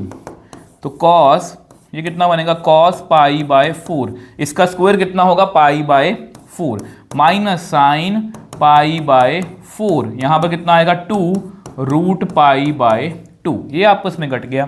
ठीक है, कॉस, अब कॉस पाई बाय 4 कितना होता है √1/√2। ठीक है, ये कितना होता है -1/√2, और यहां पर ये कितना है √पाई। ठीक है, अब देखो कौन सी ऑप्शन मैच ज्यादा कर रही है। देखो कॉस तो आएगा ही आएगा, कॉस 1/√2 तो आएगा ही आएगा। इसको ढंग से लिखें, इसको लिख लें π/2, एक ही रूट में माइनस। ठीक है, अब देखो किसके साथ मैच कर रहा है। अब मुझे लग रहा है कि ये फर्स्ट ऑप्शन के साथ, बी ऑप्शन के साथ मैच कर रहा है, तो बी ऑप्शन इसका राइट आंसर है। आई होप ये बच्चे आपको क्लियर है। ठीक है जी, आ जाओ नेक्स्ट क्वेश्चन पर। नेक्स्ट क्वेश्चन देखो जी, अब यहां पर देखो मिनिमम वैल्यू की बात कर रहे हैं, तो ये क्वेश्चन हमेशा बोलता हूं बच्चों को कि बहुत ज्यादा इंपॉर्टेंट होते हैं। देखो मैक्सिमा मिनिमा का क्वेश्चन जो है, अब इसमें मैक्सिमा मिनिमा का कंसेप्ट लगाने की नीड नहीं है, यहां पर हम बहुत ध्यान से लॉजिक लगाएंगे। लॉजिक कैसे लगाना है, इसको मैं अपनी जो हमारी अपकमिंग सीरीज है उसमें मैं इंक्लूड करूंगा। लॉजिक कैसे लगाना है, ध्यान से देखो बच्चों, ये स्क्वायर है। अगर ये एक स्क्वायर है तो स्क्वायर का आंसर कभी भी नेगेटिव नहीं हो सकता। स्क्वायर का आंसर ज्यादा से ज्यादा क्या हो सकता है, कम से कम क्या हो सकता है, स्क्वायर का आंसर 0 हो सकता है। तो अगर इसकी मैं वैल्यू 0 फिल करूंगा तब भी इसका आंसर बच्चे कितना आएगा, 0 + 3 मतलब 3 ही आएगा। तो इसकी मिनिमम वैल्यू जो है बच्चे वो 3 है, यानी कि हमारे ए का आंसर 3rd है। ए का आंसर 3rd है, तो ए का आंसर 3rd यहां पर पड़ा है, ए का आंसर ओके 3rd सब में पड़ा है, तो यानी कि हमें 3, मतलब ये ऑप्शन तो हमारी रिजेक्ट हो गई है यहाँ पर। ठीक है, अब उसके बाद बात करते हैं minimum value of sin 2x की। देखो आपको पता है sin 2x की वैल्यू जो होती है, sin 2x हमेशा 1 और -1 के बीच में होता है। अब +6 भी करना है तो +6 करेंगे तो यहाँ पर 5 आएगा, sin 2x + 6 यहां पर कितना आएगा 7। उन्होंने क्या पूछा है मिनिमम वैल्यू, तो मिनिमम वैल्यू कितनी हुई इसकी 5, तो सी का आंसर जो है 5, मतलब चौथा। सी जो है 4th के साथ, तो ध्यान से देखो यहाँ पर सी 1 के साथ है, 1 के साथ है, यहाँ पर डायरेक्टली 4th के साथ है, तो डायरेक्टली मुझे पता लग गया कि इसका आंसर जो है वो सी है। अब जस्ट मैं आपकी नॉलेज के लिए बता देता हूं, अगर मुझे ये भी चेक करना हो, जैसे यहाँ पर भी स्क्वायर है, इस स्क्वायर का आंसर देखो कितना हो सकता है, ज़्यादा से ज़्यादा सॉरी कम से कम 0 हो सकता है, तो यहाँ पर कितना आंसर आएगा, इसका 10 आएगा, तो इसका डी का आंसर जो है 2 आएगा। अब इसको देखो maximum value of this function, देखो इसकी मैक्सिमम वैल्यू पूछी है। अब ध्यान से देखो, इसकी अगर मुझे मैक्सिमम वैल्यू निकालनी है, देखो बच्चे यहाँ पर मुझे मैक्सिमम वैल्यू निकालनी है। अब बच्चे आपको पता है कि ये मॉड फंक्शन, और मॉड फंक्शन का मतलब कि हमेशा पॉजिटिव आंसर आएगा, और जितना बड़ी पॉजिटिव वैल्यू होगी उतना ही ये माइनस के कारण छोटा होता जाएगा। अगर आप इसको ऐसे नहीं करना चाहते, आप ऐसे कर सकते हो कि इसकी वैल्यू जो है बच्चे हमेशा क्या होगी, 0 या 0 से बड़ी होगी। ओके, मॉड है, ठीक है, मॉड है, ठीक है। अब यहां पर बच्चे हम क्या कर सकते हैं, इसको माइनस से मल्टीप्लाई करो। जस्ट मैं आपको नॉलेज के लिए बता रहा हूं, इनइक्वालिटी का साइन क्या हो गया, चेंज हो गया। अब दोनों तरफ 4 ऐड कर दो, तो 4 ऐड करा, यहां पर भी 4 ऐड करा, तो इस फंक्शन की मैक्सिमम वैल्यू कितनी आ रही है, 4 आ रही है। मतलब 4 से ज्यादा फंक्शन ये काम नहीं कर, मतलब इससे आगे नहीं जाएगा, तो यही है इसका आंसर। देखो ध्यान से देखो, अब बी का आंसर कितना आ रहा है, 1st आ रहा है। तो मैं जस्ट आपकी नॉलेज के लिए बताया, अदरवाइज ये लॉजिक आपको बच्चे आने चाहिए। ठीक है जी, ओके। नेक्स्ट क्वेश्चन की बात करते हैं। द फंक्शन, यहां पर इंक्रीजिंग डिक्रीजिंग की बात हो रही है, हम इसका डेरिवेटिव करें। देखो ध्यान से करना, बहुत ज्यादा आसान क्वेश्चन है ये। सेकेंड स्क्वायर एक्स माइनस 1, ठीक है। अब देखो बच्चे यहाँ पर वो बात कर रहे हैं कि इंक्रीजिंग, मतलब इंटरवल हमें गिवन है कि इस इंटरवल में हमें चेक करना है। अब आपको पता है, अब बच्चे आपको पता है जो रेंज होती है, रेंज जो होती है वो सीकेंड की, वो कितनी होती है, वो होती है -∞ से -1, ठीक है, यूनियन 1 से लेके इन्फिनिटी तक। मतलब देखा जाए बच्चे तो यहाँ पर स्क्वायर है, तो यानी कि सीकेंड की वैल्यू जो है वो हमेशा 1 या 1 से बड़ी है। सीकेंड की वैल्यू हमेशा 1 या 1 से बड़ी है, और यहां पर अगर मैं उसका स्क्वायर करूंगा तो ये हमेशा क्या देगा, ये हमेशा क्या देगा, ऑलवेज गिव्स ग्रेटर देन और इक्वल टू। अगर सीकेंड की वैल्यू 1 है तो इसका आंसर 0 आएगा, उससे बड़ी है तो हमेशा आंसर क्या आएगा बच्चे, इसका 0 से बड़ा आएगा। अगर आप नेगेटिव वैल्यू फिल करोगे, नेगेटिव क्या हो जाएगा, स्क्वायर हो जाएगा। तो यानी कि ये हमेशा 0 या 0 से बड़ा आएगा। देखो बच्चे हमें पता लगा कि ये हमेशा हमें 0 या 0 से बड़ी वैल्यू देगा, बट यहाँ पर इंटरवल की बात हो रही है, तो आपको पता है कि ये हमेशा इंक्रीजिंग फंक्शन है 0 से लेके π/2 तक। मतलब फर्स्ट क्वाड्रेंट में यार ये हमेशा क्या होगा, पॉजिटिव ही होगा, मगर ऊपर से स्क्वायर भी है, तो ये हमेशा हमें 0 से जीरो या जीरो से बड़ा आंसर देगा, तो इसलिए क्या है, इंक्रीजिंग फंक्शन है। आ जाओ जी नेक्स्ट क्वेश्चन की बात करते हैं। The rate of change of area of circle with respect to circumference. तो बहुत ज़्यादा अच्छा क्वेश्चन है बच्चे, बहुत ही ज़्यादा अच्छा क्वेश्चन है। ध्यान से देखो, rate of change of area with respect to circumference, ये हमें फाइंड करना है।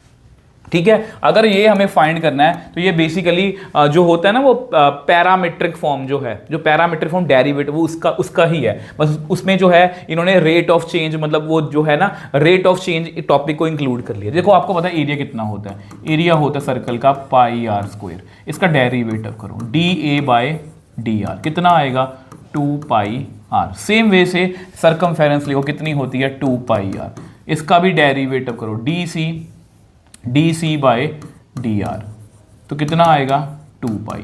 अब हमें क्या करना है, D A by D R को डिवाइड करना है D C by D R से, तो हमें क्या मिलेगा D A by D C. तो कितना बच्चे आंसर आएगा, ये था 2 पाई आर, वो आया 2 पाई, तो कितना आंसर बच्चे आ गया आर। ठीक है, उन्होंने क्या पूछा है, वह रेडियस इज 4 सेंटीमीटर, तो D A by D C कितना आएगा 4 सेंटीमीटर, जो भी आंसर वट एवर स्क्वायर पर सेकंड जो पर सेंटीमीटर सॉरी। ठीक है, तो ये बच्चे बी ऑप्शन इसका राइट आंसर है। आई होप ये आपको क्लियर है बच्चे जी। नेक्स्ट क्वेश्चन पर आ जाओ जी, 31st क्वेश्चन की बात करते हैं। ऑब्वियस सी बात है इंटीग्रेशन का क्वेश्चन है ये। ठीक है, अब यहाँ पर ध्यान से देखो 30 डिग्री है, 60 डिग्री है और tan और cot है। ऐसा ही सेम क्वेश्चन हम डेफिनेट में पहले भी कर चुके हैं, अगर साइन और कॉस आए प्लस माइनस में ऐसा कुछ भी, और उनका जो लिमिट्स का सम है, लिमिट्स का सम जैसे यहाँ पर अगर 0 से 90 भी हो, उनका सम कितना बन रहा है 90 बन रहा है, इनका सम भी 90 बन रहा है, तो हम यहाँ पर एक प्रॉपर्टी का यूज़ कर सकते हैं। मैं जस्ट आपकी रेफरेंस के लिए लिख रहा हूँ, वैसे ऑब्वियस सी बात है MCQs है, पेपर में थोड़ा ना हमें लिखना है, हमें तो जस्ट उसको क्या करते हैं, वो क्या कहते हैं कि पेपर वो कंप्यूटर पे टिक करना है, इसको हम ऐसे लिख सकते हैं। और मैंने आपको पहले ही बताया था, अगर आपको CBT मोड के ऊपर वीडियो चाहिए तो CBT मॉडर्न पेपर दिखता कैसे, अटैम्प्ट कैसे करना, आपको लाइव करके दिखा सकता हूँ, तो आप जो है वो उसके लिए कमेंट कर सकते हो, मैं जल्दी ही उस पर वीडियो लेके आऊँगा। अब देखो यहाँ प्रॉपर्टी लगानी है, तो I इज इक्वल टू, अगर इसको मैं I सपोज कर लूँ, ये अगर I है, ठीक है, इसको नंबर 1 दिया, नंबर 1 दे दो। अब यहाँ पर क्या करेंगे, पाई बाय 6 पाई बाय 3, तो कैसे लिखेंगे, tan pi by 6 plus pi by 3 minus x. नीचे कितना बनेगा, tan pi by 6 plus pi by 3 minus X plus cot, कैसे करेंगे, पाई by 6 plus pi by 3 minus X dx। अब ये 30 डिग्री या 60 कितना बन गया, 90 बन गया, तो I is equal to pi by 6 pi by 3 ये बन गया tan pi by 2 minus X dx। ये कितना बन गया, tan pi by 2 minus X plus cot, यहाँ पर भी इसको लिखना है, एडजस्ट हो जाएगा, चलो करने की कोशिश करते हैं। तो यहाँ पर भी करते हैं इसको, तो कितना आएगा, पाई बाय 2 माइनस एक्स। ठीक है जी, अब यहाँ पर अगर हम लिखें इसको तो कितना बना, पाई बाय 6 पाई बाय 3। tan 90 पे क्या होता है, नॉट मतलब चेंज हो जाता है, इंटरचेंज कॉट में चेंज होता है, और फर्स्ट क्वाड्रेंट है, सभी क्या होते हैं पॉजिटिव, ये कॉट बनेगा और ये बच्चे क्या बनेगा, tan बनेगा। तो इसको नंबर 2 दे दो। अब हमें कुछ नहीं करना, अब हमें क्या करना है 1 + 2। ये सभी क्वेश्चन एक जैसे होते हैं, I और I 2I बन गया, पाई बाय 6 पाई बाय 3, वो कितना है, वो है tan x divide by tan x plus cot x। यहाँ पर कितना है, यहाँ पर है cot x tan x plus cot x plus tan x है, जैसे मर्जी लिख लो, एक ही बात है। ठीक है, इनका एलसीएम बच्चे क्या आएगा, सेम आएगा। अगर एलसीएम सेम आएगा तो इसको लिख के दिखा देता हूँ आपको, ये बनेगा tan x plus cot x divide by tan x plus cot x dx। ये आपस में कट गया तो 1 आ गया। ठीक है, पाई बाय 6 से लेके पाई बाय 3, इसकी इंटीग्रेशन बच्चे आएगी x, और इसमें लिमिट्स फिल कर लो, पाई बाय 6 और पाई बाय 3, तो पाई बाय 3 माइनस पाई बाय 6 कितना आया, 6 pi minus 3 pi divide by 18, तो 3 पाई बाय 18, 3 6 18, तो पाई बाय 6, तो I कितना आ गया, पाई बाय 12। तो ये बच्चे आपका आंसर है π/12। डी ऑप्शन इसका राइट आंसर है। इस तरह से हमें करना है। आई होप बच्चे ये भी आपको क्लियर है। आ जाओ नेक्स्ट क्वेश्चन पर। नेक्स्ट क्वेश्चन देखो बच्चे, ऑब्वियस बात है, फिर से मैच दी फॉलोइंग के क्वेश्चन आ गए। ठीक है, तो अब देखो जब भी ऐसा कोई क्वेश्चन आए, ऑब्वियस बात इंटीग्रेशन की क्वेश्चन है तो सॉल्व करने पड़ेंगे। तो सबसे पहले कोशिश करते हैं जिनका आंसर जो है मुझे आता है। अगर मैं इस ऑप्शन को ध्यान से देखूं, मुझे पता है कि इसका डेरिवेटिव ऊपर बन रहा है, 1 + x² का डेरिवेटिव ऊपर बन रहा है। तो इसका आंसर कितना लिखेंगे? इसका आंसर बच्चे लिखेंगे log 1 + x²। उसमें हम लिमिट्स फिल करेंगे 0 से 1। अगर आप इसमें फिल करो कितना आएगा? 1 + 1 माइनस log 1 + 0। ठीक है, ये कितना बन गया? log 2। log 1 कितना होता है? 0। तो इसका आंसर log 2 आ रहा है। ठीक है, तो यानी कि ये आंसर जो है, ए का आंसर जो है थर्ड है। तो ए का आंसर थर्ड जो है यहाँ पर भी है, यहाँ पर भी है, यहाँ पर भी है। ओके, यहाँ से बात नहीं बनेगी। अब उसके बाद जो मुझे सेकंड इंटीग्रेशन जो बहुत ज़्यादा आसान लग रही है, वो लग रही है साइन वाली। वो लग रही है मुझे साइन वाली। तो साइन वाली को अगर मैं करूँ, साइन का डेरिवेटिव होता है कॉस, साइन की इंटीग्रेशन होगी माइनस कॉस। ठीक है, तो 0 से पाई। कितना आंसर आएगा? cos pi minus cos 0। Cos बच्चे पाई कितना होता है? -1। तो कितना बच्चे आ गया? +2। तो यानी कि सी का आंसर जो है फर्स्ट आ रहा है। तो सी का आंसर फर्स्ट जो है, ओके, सी का आंसर फर्स्ट जो है इसमें भी है, इसमें नहीं है। तो ये ऑप्शन भी गई, ये ऑप्शन भी गई। तो इन दोनों ऑप्शन के ऊपर मेरा अब रह गया। ठीक है, अगर किसी भी एक को सॉल्व कर लें तो मेरी बात जो है बच्चे वो बन जाएगी। तो यहाँ पर बच्चे मेरे दिमाग में ये आ रहा है कि अगर मैं इसको सॉल्व करूं, अगर देखो इस ध्यान से, इसका fx कितना है? वो है sin³ x cos 4x। तो मुझे आपको ट्रिक्स भी तो बतानी है ना बच्चे। ठीक है, अब यहाँ पर -1 से 1 लिमिट है, तो मेरे दिमाग में इवन ऑड वाला आ गया। अब अगर मैं यहाँ पर -x फिल करूँ तो कितना आएगा? sin³ -x cos की power 4 -x। Sine of minus theta minus sine theta होता है, उसकी पावर 3 है, तो ये बनेगा -sin³ x। कॉस का तो कॉस ही रहेगा। तो ये बेसिकली माइनस का फर्क पड़ गया। तो ये एक ऑड फंक्शन हुआ, और अगर ये ऑड फंक्शन है तो इसका डायरेक्टली बच्चे आंसर कितना आएगा?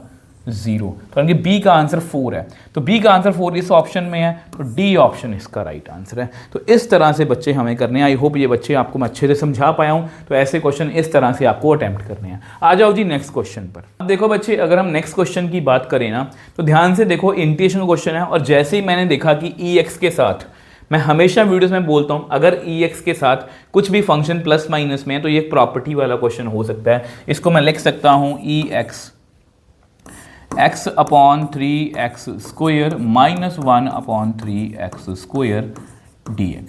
इस तरह से ये आपस में कट हो जाएगा। ठीक है, अब इसका फ़ायदा क्या है मैं बताता हूँ आपको। EX इसको क्या लिखोगे? 1/3x dx माइनस EX इसको क्या लिखोगे? 1/3x²।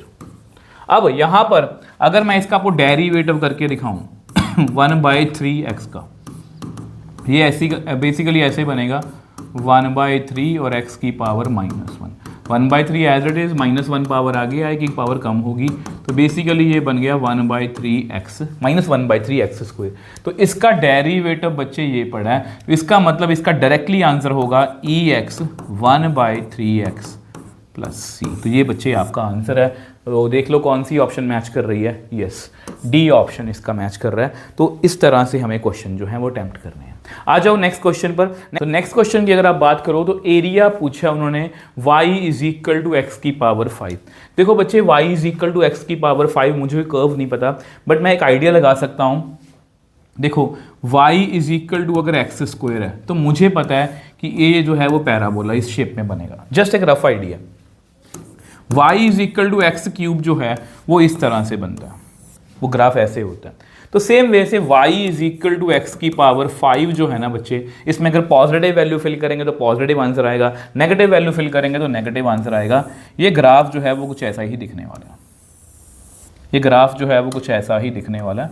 ठीक है जी, जस्ट एक रफ आइडिया, जस्ट एक रफ आइडिया। अब उसके बाद उन्होंने क्या पूछा है? Area bounded by the curve x axis and ordinate x = -1 और x = 1। तो ये रहा आपका x = -1, ये रहा आपका x = 1। तो बेसिकली मुझे ये वाला एरिया फाइंड करना है। क्योंकि एक्स एक्सिस का भी बोल रहे हैं। तो हम कोई भी एक एरिया फाइंड कर लेते हैं यहाँ पर। अगर मैं यहाँ से चलूँ, मैं यहाँ से लेफ़्ट टॉप से यहाँ तक गया, मैं कितना मूव करा, मैं मूव करा 0 से लेके x कितना यहाँ पर 1 तक, और मैं किसके अलॉन्ग गया, मैं कर्व के अलॉन्ग गया। ठीक है जी, इससे मुझे इसके नीचे का सारा एरिया मिल जाएगा।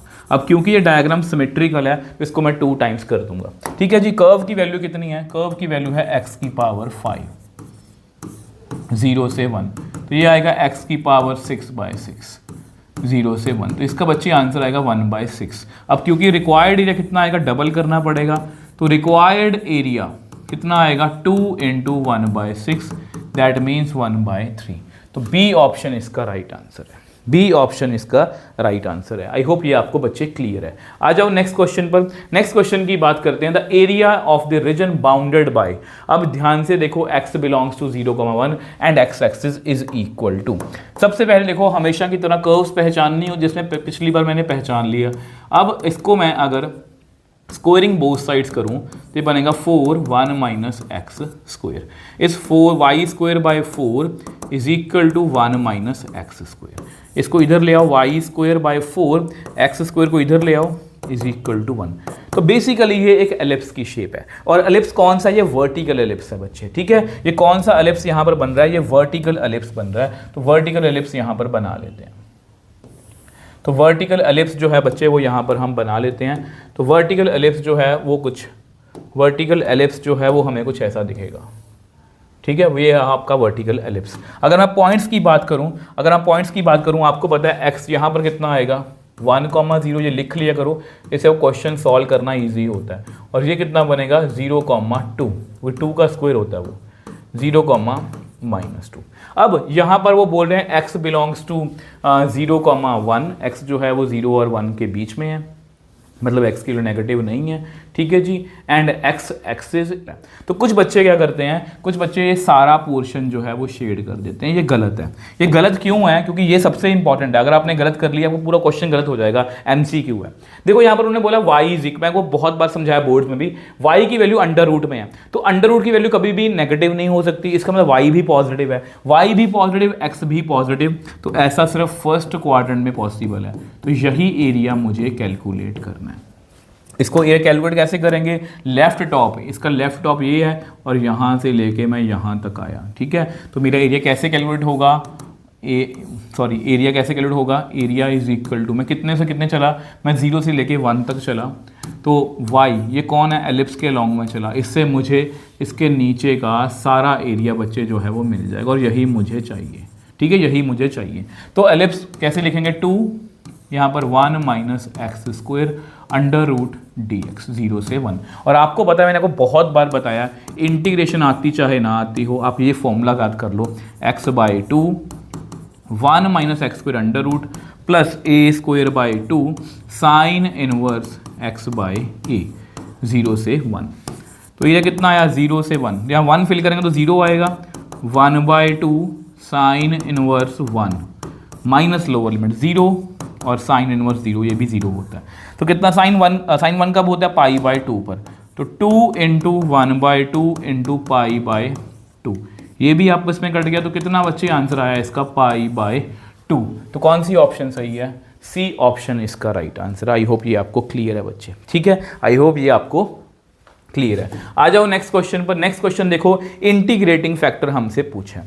इंटीग्रेटिंग फैक्टर बच्चे हमसे पूछा है, तो इंटीग्रेटिंग फैक्टर को कैसे करना है, अब आपको पता है, हमें देखना पड़ेगा ये कौन सी लीनियर डिफरेंशियल इक्वेशन की बात कर रहे हैं, क्या वो y में है, क्या वो x में है। अब क्योंकि x जो है लॉग के अंदर है, इसका मतलब y में होगा, तो इसकी शेप जो है बच्चे ऑब्वियस सी बात है, x log x को मुझे हटाना पड़ेगा, तो मैं x log x से डिवाइड कर रहा हूँ दोनों तरफ।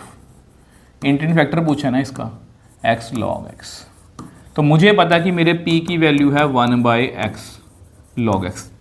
ये क्वेश्चन मैंने बोर्ड्स में भी करवाया हुआ है आपको।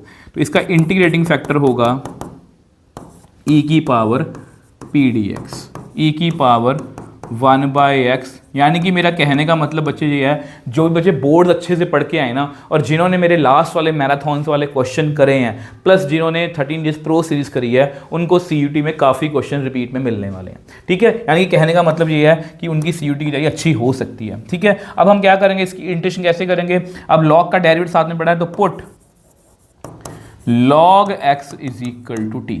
तो 1/x dx की वैल्यू कितनी आ गई, dt। तो क्या लिखेंगे, 1/x dx की वैल्यू कितनी है, dt, और ये 1/t dt। तो कितना आंसर आया, e log t। e और log इकट्ठे नहीं हो सकते, तो कितना आंसर आएगा, t, और t को मैंने क्या फिल किया था, log x। तो log x आपका इंटीग्रेटिंग फैक्टर है, मतलब ए ऑप्शन इसका राइट आंसर है। ठीक है जी, चलें आगे बच्चे, आ जाओ जी नेक्स्ट क्वेश्चन पर। नेक्स्ट क्वेश्चन 37th क्वेश्चन की बात करते हैं। Consider the differential equation then which of the following is true. बच्चे ये क्वेश्चन ना लास्ट ईयर मैंने 24 में करवाया था बोर्ड्स में, ठीक है। अब ध्यान से देखो, अब इस डिफरेंशियल इक्वेशन को ना बच्चे हम ऐसे लिख सकते हैं, पहले ही बता दूं, x dy/dx is equal to y। इसको मैं लिख सकता हूं log a minus log b को log a/b, देखो जी इस तरह से, ठीक है। अब आपको पता है कि ये अगर ऐसे log अगर आए और उसमें इस तरह से जो है बच्चे, अगर इसको ढंग से लिखूं, ये बनेगा y log, उसमें ऐसे एंगल y/x हो, तो वो पक्का होमोजीनियस है। It is a linear differential equation. बच्चे ये लीनियर डिफरेंशियल इक्वेशन नहीं है, इट इज़ अ होमोजीनियस, ठीक है। It is a homogeneous differential equation, ये बिल्कुल सही बोल रहे हैं वो, ठीक है। It's general solution is this, it's general solution is this. Okay, इसका मतलब इसको सॉल्व करना पड़ेगा बच्चे, हमें सॉल्व करके देखना पड़ेगा। तो dy/dx is equal to y log y/x plus y divide by x। अब आपको पता है put y is equal to vx, इसका मतलब dy/dx is equal to v plus x dv/dx। तो यहाँ पर वैल्यू लिख लेते हैं, तो कितना आएगा, v plus x dv/dx, y का वैल्यू vx, तो यहाँ पर log क्या लिखेंगे, v plus vx divide by x। इसमें से v कॉमन ले लो, x log v plus x divide by, sorry मैंने x कॉमन लेना था ना, x कॉमन लेना बच्चे, x कॉमन लो, x कॉमन लोगे तो कितना आएगा, v log v plus v divide by x। ये आपस में कट गया, ठीक है। v को उधर ले जाओ, x dv/dx is equal to v log v plus v minus v, ये भी आपस में कट गया। अब इसको नेक्स्ट पेज पे v log v is equal to dx/x, इसी तरह से करेंगे। देखो ये v log v नीचे आ गया, dx/dx ऊपर लगा, होमोजीनियस का आंसर हमेशा इसी तरह से होता है।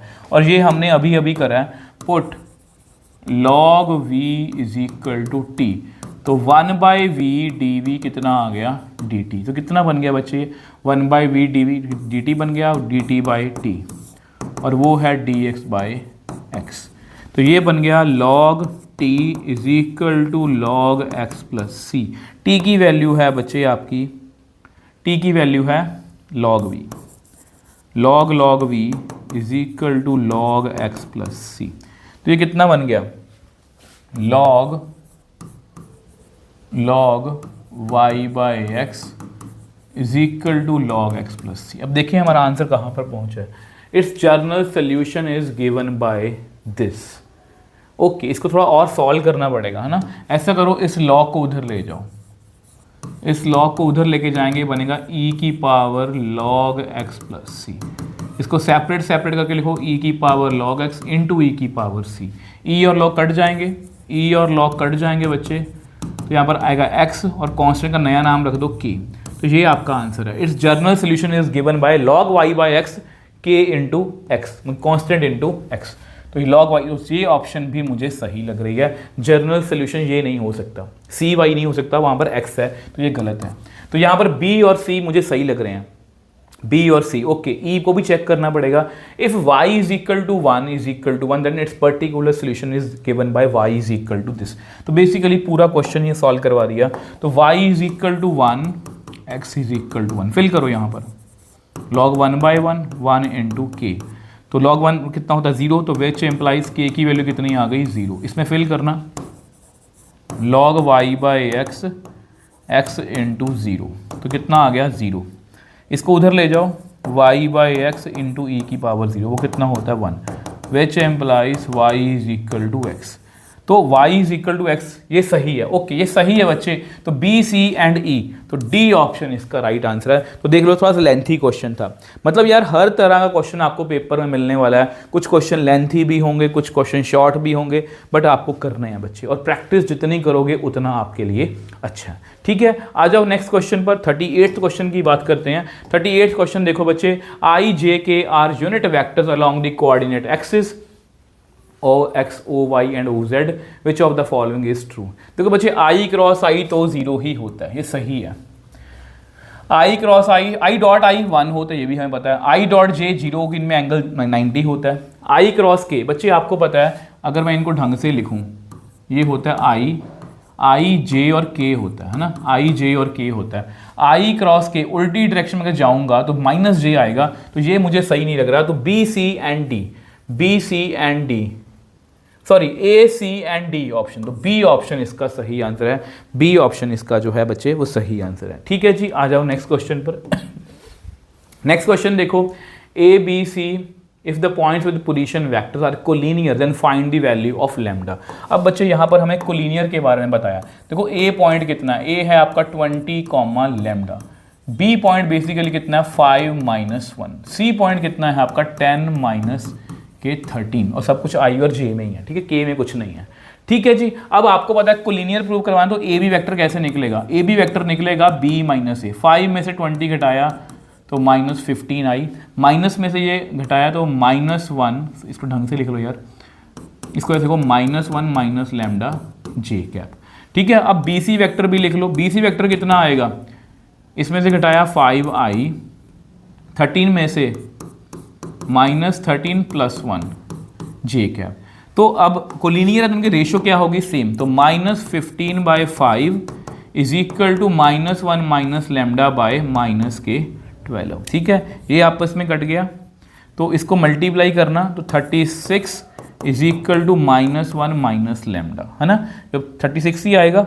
ओके, तो minus lambda is equal to 37, तो लैम्डा कितना आ गया माइनस के 37। तो कोई यस, बी ऑप्शन इसका राइट आंसर है। तो देख लो बहुत जल्दी हमने इस क्वेश्चन को सॉल्व कर लिया। आ जाओ जी नेक्स्ट क्वेश्चन पर। नेक्स्ट क्वेश्चन देखो वेक्टर्स के बारे में। अब देखो बच्चे, अगर नेक्स्ट क्वेश्चन की बात करें, a plus b plus c is equal to 0, a vector दिया हुआ है, b vector, c vector, angle between a and b पूछा है। तो हमें पता है जिनके बीच में एंगल पूछा हो उसको इधर रख लो, बाकी को उधर ले जाओ। स्क्वायरिंग बोथ साइड्स करोगे तो ये कुछ ऐसा बनेगा। स्क्वायरिंग अगर बोथ साइड्स करोगे तो इसको हम ऐसे लिख सकते हैं। ठीक है, तो कितना बनेगा, A dot A dot B dot A plus B dot B. इसको क्या लिख सकते हो, सी डॉट सी। ठीक है बच्चे, यहाँ तक देखो आपको क्लियर हो गया बच्चे, यहाँ तक देखो आपको क्लियर है। ठीक है, यहाँ तक देखो आपको क्लियर है। उसके बाद यहाँ पर कितना आएगा, ए मॉड का स्क्वायर, ये बन जाएगा 2 टाइम्स ए डॉट बी, क्योंकि ए डॉट बी और बी डॉट ए में कोई फर्क नहीं होता, बी मॉड का स्क्वायर, और ये बनेगा सी मॉड का स्क्वायर।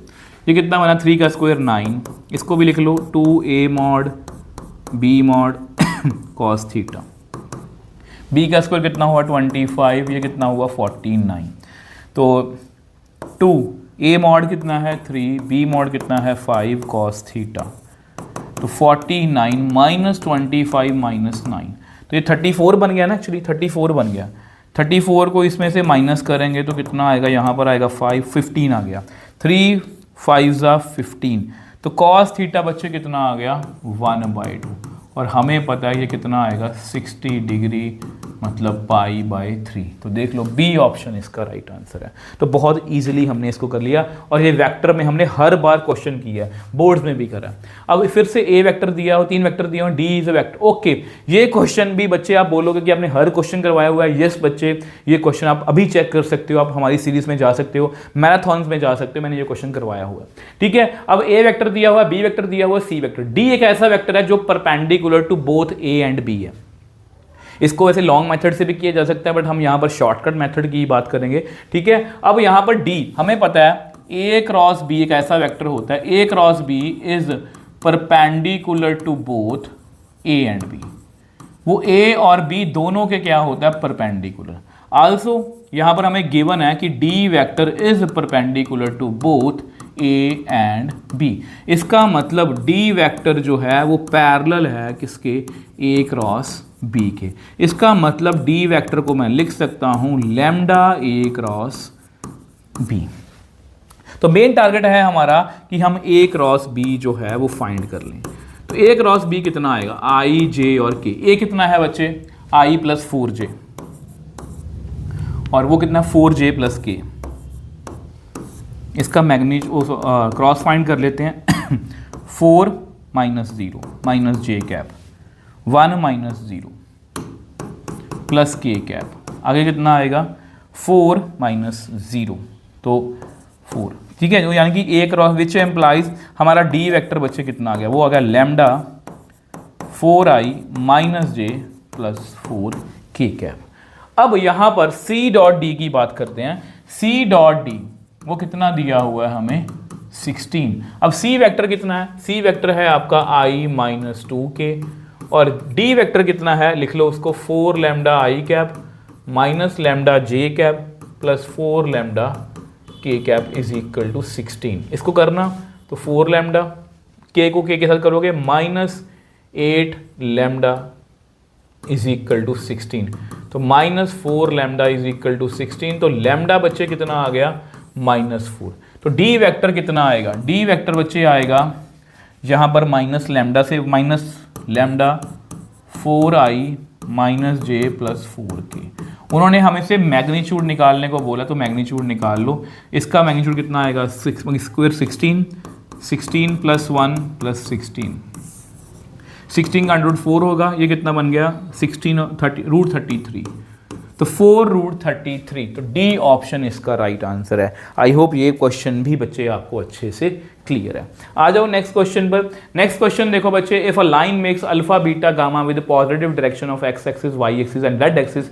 ओके, अब ये बहुत आसान है बच्चे। अगर अल्फा बीटा गामा एंगल है एक्स एक्सिस के साथ या वाई एक्सिस के साथ या जेड एक्सिस के साथ, तो हमें पता है, हमें एक फॉर्मूला आता है cos square alpha plus cos square beta plus cos को डायरेक्शन को साइंस का ये फॉर्मूला है, और ये क्वेश्चन ने बहुत बार किए हैं। इसको क्या लिखोगे 1 माइनस साइन स्क्वायर अल्फा। मैं बार बार आपको इसलिए बोल रहा हूँ ताकि आपको कॉन्फिडेंस मिले कि ये सब बोर्ड का लेवल ही है, हम कर लेंगे बच्चे, और हम मिल के क्योंकि इसमें अच्छे मार्क्स ले सकते हैं। तो अब ऐसा करो, ये कितना होंगे 1 प्लस 1 प्लस 1 3, इसमें से माइनस कॉमन ले लो, अंदर आया sine square alpha sine square beta plus sine square gamma, ठीक है, इज इक्वल टू 1। इसको उधर ले जाओ तो sine square alpha plus sine square beta plus sine square gamma जो है वो कितना आ गया, तो 2 आ गया बच्चे यहाँ पर। तो ऑप्शन बी ऑप्शन इसका राइट आंसर है। ठीक है, बहुत ही ज़्यादा आसान क्वेश्चन था क्योंकि हमने कर रखे हैं। ओके, अब फिर से मैच दी फॉलोइंग का क्वेश्चन आ गया।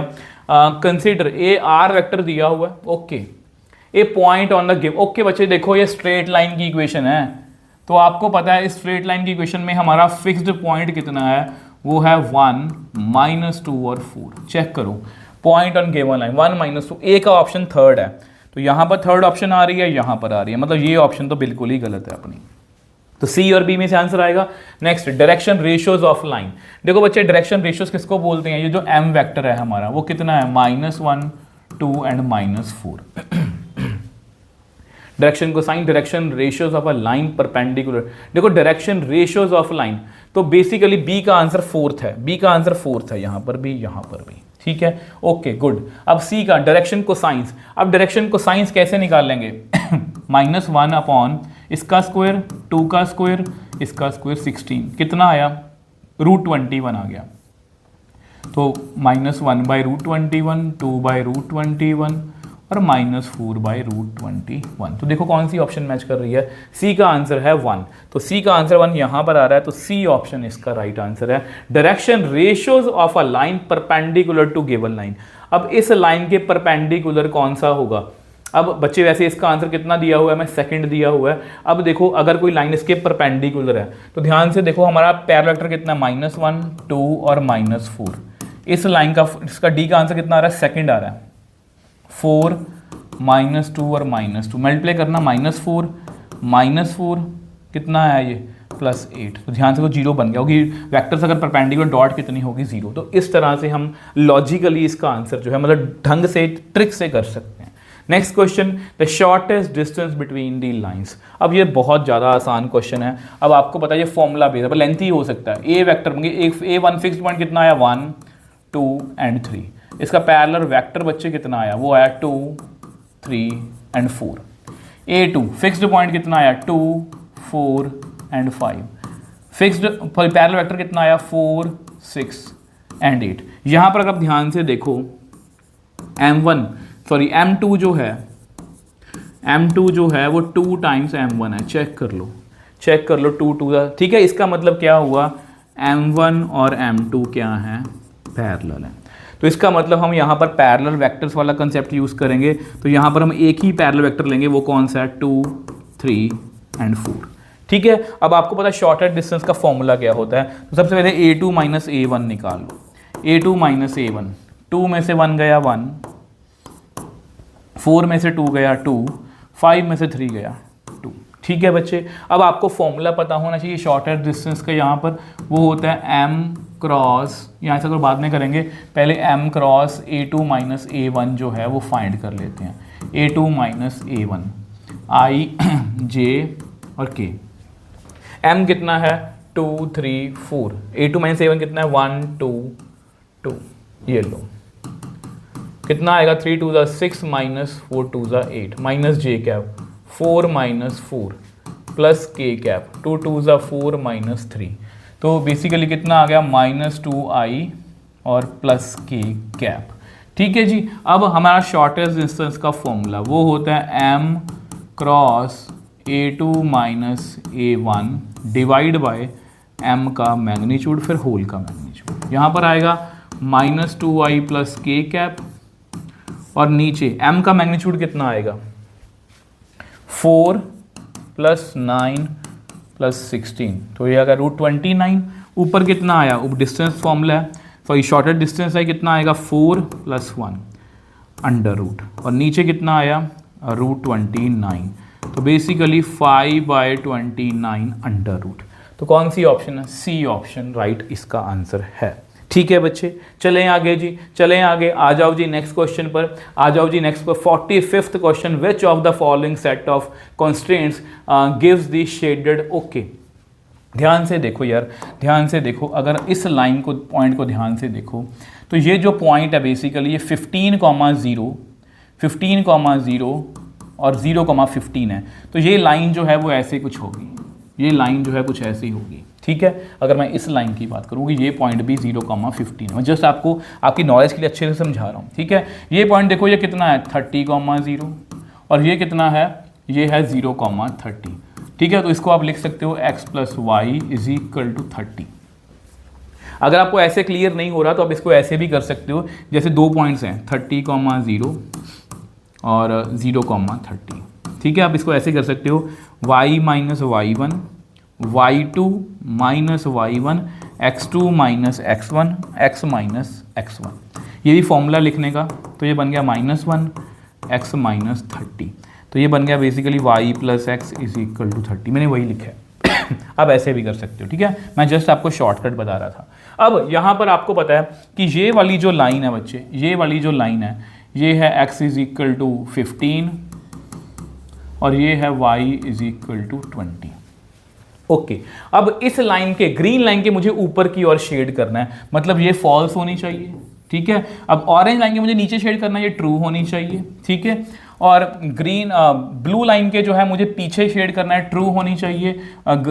इसके भी ये भी ट्रू होनी चाहिए, इसके नीचे शेड करना है। अब ध्यान से देखो, अगर मुझे इसको फॉल्स दिखाना है, अगर x प्लस वाई को फॉल्स दिखाना है, मतलब ग्रेटर देन इक्वल टू 15, मतलब यार ये दोनों आंसर इसके हो सकते हैं, ये दोनों जो है इसके आंसर हो सकते हैं, ये भी और ये भी। से देखो बच्चे, x plus Y less than greater than equal to 15, तभी ये फॉल्स बनेगा, ठीक है। अगर आप इसको देखें x plus Y less than, तभी ये नीचे की ओर टूवर्ड्स ट्रू बनेगा, ठीक है। तो नेक्स्ट क्या है, x जो है 15 से कम, देखो यहाँ पर y 15 है, जो कंफ्यूजन क्रिएट करने के लिए तो ये सही लग रहा है मुझे और ये भी सही लग रहा है। तो कुल मिला के देखा जाए तो ए ऑप्शन इसका राइट आंसर है। तो प्लीज़ ऐसी छोटी छोटी बातों का आप ध्यान रखोगे। आ जाओ नेक्स्ट क्वेश्चन पर। नेक्स्ट क्वेश्चन देखो बच्चे, the corner points of the feasible region. Okay, अब बेसिकली यहाँ पर हमें जो है वो LPP को बनाना पड़ेगा। सबसे पहले 2x minus Y is equal to -5 है। अगर मैं x को 0 करूँगा तो y 5 आएगा, अगर मैं y को 0 करूँगा तो -2.5 आएगा। ठीक है, अगर मैं एक और लाइन बनाऊं तो वो है 3x plus Y is equal to 3। x को 0 करूंगा तो y 3 आएगा, अगर y को 0 करूंगा तो x 1 आएगा। ये आपको मतलब जल्दी बनाना आना चाहिए। ठीक है, नेक्स्ट है 2x minus 3y is equal to 12। x को 0 करूंगा तो y -4 आएगा, y को 0 करूंगा तो x 6 आएगा। आ जाओ बना के देते हैं रफ में। ठीक है, आपको एक आइडिया मिलेगा, तभी मैं ऐसे जल्दी बना रहा हूँ, पहले भी बना सकता था बट मैं आपके सामने जल्दी बना रहा हूँ। इस लाइन की, ग्रीन लाइन की बात करते हैं। ग्रीन लाइन जो है 0,5 जो है 5 है।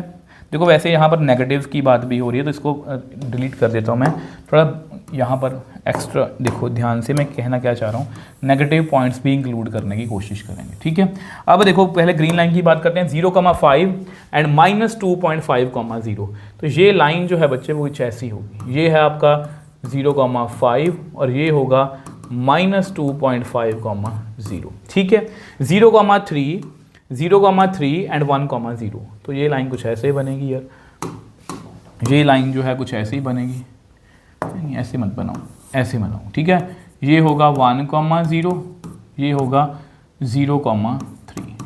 ठीक है जी, और ये होगा 0,-4 एंड 6,0।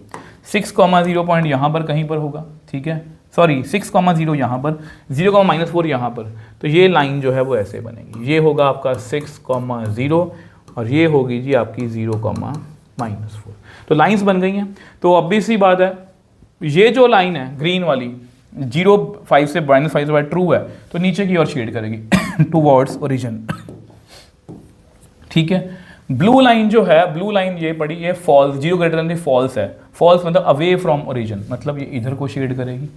और ये ऑरेंज लाइन जो है वो ट्रू है टूवर्ड्स ओरिजिन, मतलब वो नीचे की इधर को शेड करेगी। तो ये वाला एरिया जो है बच्चे वो शेड होगा। ऑब्वियस सी बात है, हम हमेशा फर्स्ट क्वाड्रेंट में एरिया लेते हैं। ठीक है, तो ये अनबाउंडेड वाला क्वेश्चन है। तो हमारे कॉर्नर पॉइंट कौन कौन से आए? 0,0,5, 0,3, 1,0 एंड 6,0। तो देखो कौन से हैं, 0,5, 0,3, 1,0 एंड 6, या सी ऑप्शन इसका राइट आंसर है। सी ऑप्शन बच्चे इसका राइट आंसर है। आ जाओ जी नेक्स्ट क्वेश्चन पर चलते हैं। नेक्स्ट क्वेश्चन देखो बच्चे, if A and B are two event such that, देखो यहाँ पर क्या दिया, प्रोबेबिलिटी क्वेश्चन है। वैसे ना इसमें चैप्टर वाइज क्वेश्चन मुझे लग रहे हैं ना, probability of A and B, तो ये दिया होगा। ठीक है, which of the following is correct. Okay. अब यहाँ पर अगर मैं इसकी बात करूँ तो probability of B by A, इसका आंसर कितना होगा, B A intersection B divide by probability of A. ऊपर मैं बी फिल करूँगा तो ये तो नहीं लग रहा मुझे, ये नहीं लग रहा। ए बाय बी की बात करते हैं, ये बनेगा probability of A intersection B divide by probability of B. अब ये हमें प्रोबेबिलिटी ऑफ बी गिवन है, ये ऑब्वियस प्रोबेबिलिटी ऑफ बी है, ये आपस में कट गया तो कितना आंसर आया 1। तो ऑब्वियस ही बात है बी ऑप्शन इसका राइट आंसर है। ठीक है, आ जाओ नेक्स्ट क्वेश्चन पर। नेक्स्ट क्वेश्चन देखो बच्चे, if A is any event, बहुत ध्यान से पढ़ना, ए कोई इवेंट दिया हुआ है associated with sample space, if E1, E2, E3 are mutually exclusive and exhaustive events, then which of the following are true. Okay, अब देखो बच्चे ये बहुत ध्यान से करने हैं ऐसे क्वेश्चन। इसका मतलब क्या है, इसको पढ़ के देखो बच्चे। E1 देखो ये गलत है, ये बोल रहे हैं कि E1 हो चुका है, फिर वो बोल रहे हैं कि A के बाद E1 हुआ है, तो ये बिल्कुल गलत है, ऐसी चीज़ें हम नहीं करते। ये देखो उल्टा, ये पढ़ के देखो, E1 हुआ, E1 के होने के बाद A हुआ, क्योंकि नीचे वाला इवेंट हो चुका होता है। E2 हुआ, E2 के होने के बाद A हुआ, E3 हुआ, E3 के होने के बाद A हुआ, तो ये मुझे सही लग रहा है। EI बाई A, ये बेसिकली बेस थ्योरम का मुझे फॉर्मूला लग रहा है, तो ये होता है A by EI into probability of I। Yes, ये भी मुझे बिल्कुल एक्यूरेट लग रहा है, ये भी बच्चे मुझे बिल्कुल एक्यूरेट लग रहा है। A बाई E1 का फॉर्मूला, तो बेसिकली ये गलत है बच्चे। यहाँ पर देखो ई आई पहले हो रहा है, ए के नीचे हो चुका है, मतलब ये गलत है, ये बच्चे बिल्कुल गलत है। ये दोनों फॉर्मूला, ये थ्योरम ऑफ टोटल प्रोबेबिलिटी है और ये बेस थ्योरम है, तो बी एंड सी ओनली, तो बी एंड सी ओनली, और डी ऑप्शन इसका राइट आंसर आएगा। तो डायरेक्टली फॉर्मूला बेस्ड ये क्वेश्चन था। Next question, match the following. Okay, यहाँ पर हमें दो इवेंट दिए हुए हैं, ए की प्रोबेबिलिटी दी हुई है बी की और बी बाय ए की। ओके, बी बाय ए अगर दिया हुआ है कितना 0.4, इसका फॉर्मूला होता है A intersection B divide by probability of A 0.4, probability of A intersection B 0.4 into probability of A कितनी है 0.8, तो ये बनेगी 0.32। तो ए की प्रोबेबिलिटी, ए का आंसर 2 है, ए का आंसर 2 यहाँ पर है और यहाँ पर है, बाकी दोनों ऑप्शन जो हैं गलत हैं। ठीक है, ए का आंसर 2 है। ओके, ए बाय बी, अगर मैं ए बाय बी को भी चेक करूँ, ए बाय बी को चेक करो, probability of A by, just इसमें यही है कि जितनी जल्दी हम कर लेंगे, ये होता है A intersection B divide by probability of B. Intersection का आंसर बच्चे कितना है 0.32 डिवाइड, बी की प्रोबेबिलिटी कितनी है 0.5, तो ये बेसिकली बन गया 32/100 5/10, ये आपस में कट गया, तो कितना आ गया 32/50। ठीक है, इसको डिवाइड करना, 0.0 लग गया, 300 आ गया, तो बेसिकली 0.64 आया इसका आंसर। बेसिकली कितना आया 0.64, तो इसका आंसर जो थर्ड है, इसका आंसर जो है वो थर्ड ऑप्शन आ रहा है, तो बी का आंसर थर्ड है, बी का आंसर थर्ड इसी में है। ठीक है, तो बी ऑप्शन इसका राइट आंसर है, और उसमें कुछ भी नहीं है बच्चे, और इसमें कुछ भी नहीं है। आपको दिखाना चाहूँ मैं दिखा सकता हूँ, मैं दिखा सकता हूँ। इसको कैसे कैलकुलेट करोगे, ए यूनियन बी, मैं फॉर्मूला बता देता हूँ। ए यूनियन बी का फॉर्मूला कितना होता है, A plus B minus intersection, सभी वैल्यूज आपको पता है, जस्ट आपको आंसर मैच करना अगर करना हुआ तो। ए कॉम्प्लीमेंट, वैसे हम ए कॉम्प्लीमेंट जल्दी निकाल सकते थे, ए कॉम्प्लीमेंट का आंसर होता है 1 माइनस प्रोबेबिलिटी ऑफ ए, तो बहुत जल्दी हम इसका आंसर जो है वो कर सकते हैं। तो बच्चे वीडियो के हमारे लास्ट क्वेश्चन की बात करते हैं, आपको 50 क्वेश्चन पेपर में पूछे जाएंगे। A black and red die are rolled simultaneously, the probability of obtaining a sum greater than 9 given that black die resultant is 5। एक इवेंट गिवन दैट, एक इवेंट हो चुका है, गिवन दैट, उसको बी सपोज कर लो, उसको बच्चे बी सपोज कर लो, क्या ब्लैक डाई रिजल्टेंट इन 5। तो मान लो ब्लैक डाई पहले आ रहा है, रेड डाई बाद में है, तो ब्लैक डाई जो है 5 आ रहा है उस पर, तो 5-1 5-2 5-3 5-4 5-5 5-6, तो ब्लैक डाई पर 5 इसी तरीके से आ सकता है और किसी तरीके से नहीं आएगा। ठीक है, ए किसकी प्रोबेबिलिटी फाइंड करनी है, मुझे प्रोबेबिलिटी फाइंड करनी है obtaining a sum greater than 9। Greater than 9 कब बनेगा, ग्रेटर देन 9 तो पहले बनेगा 3 + 6, तो वो 9 बनेगा ना, तो 4 6 5 5 5 6, फिर 6 4 6 5 6 6। अब क्योंकि मुझे फाइंड क्या करना है, मुझे फाइंड करना है प्रोबेबिलिटी ए बाय बी, इसका फॉर्मूला होता है intersection divide by probability of B. आ जाओ जी, इंटरसेक्शन कितनी आएगी, इंटरसेक्शन में कॉमन क्या आ रहा है, एक तो 5 आ रहा है, 5 6 आ रहा है, दो कॉमन चीज़ें आ रही हैं, तो इसमें वैल्यू फिल करना। इसकी प्रोबेबिलिटी कितनी होगी 2, टोटल केस कितने 36, बी की प्रोबेबिलिटी कितनी है 1 2 3 4 5 6, तो 6/36, तो 2/6 मतलब 1/3। तो मुझे बताओ, तो बिल्कुल सही है, यस बिल्कुल सही है बच्चे। मुझे आप सिर्फ इतनी बात बताओ, बच्चे कि ऐसी क्या चीज़ मतलब कि इसमें CUT में थी जो आपको लगे कि सर बोर्ड से बिल्कुल अलग है। ट्रस्ट नहीं बच्चे, हम बोर्ड्स में अगर अच्छे से पढ़े हैं ना, तो CUT में भी हम बहुत अच्छे मार्क्स जो हैं वो ले सकते हैं। और इस वीडियो को बनाने का पर्पस सिर्फ यही था कि आपको एक आइडिया मिले कि 25 में किस तरह के क्वेश्चन पूछे गए हैं। सिमिलरली हमने 24 के ऊपर भी, मैं 24 का जो पेपर था मैथ्स का, उसके ऊपर भी वीडियो बना चुका हूँ, उसका सोल्यूशन भी आप देख सकते हो, उसका लिंक मैं आपको डिस्क्रिप्शन बॉक्स में दे दूँगा। बट ट्रस्ट में बच्चे, अगर आप इसको ढंग से करोगे, वेल प्लान्ड तरीके से करोगे, आप बहुत अच्छे मार्क्स जो है CUT में स्कोर कर सकते हो और बहुत अच्छे कॉलेज में भी जा सकते हो। बाकी बच्चे इसी तरह से लगे रहना, मैं आपके साथ खड़ा रहूँगा। तो मिलेंगे नेक्स्ट वीडियो में। बाय बाय मेरे टॉपर्स।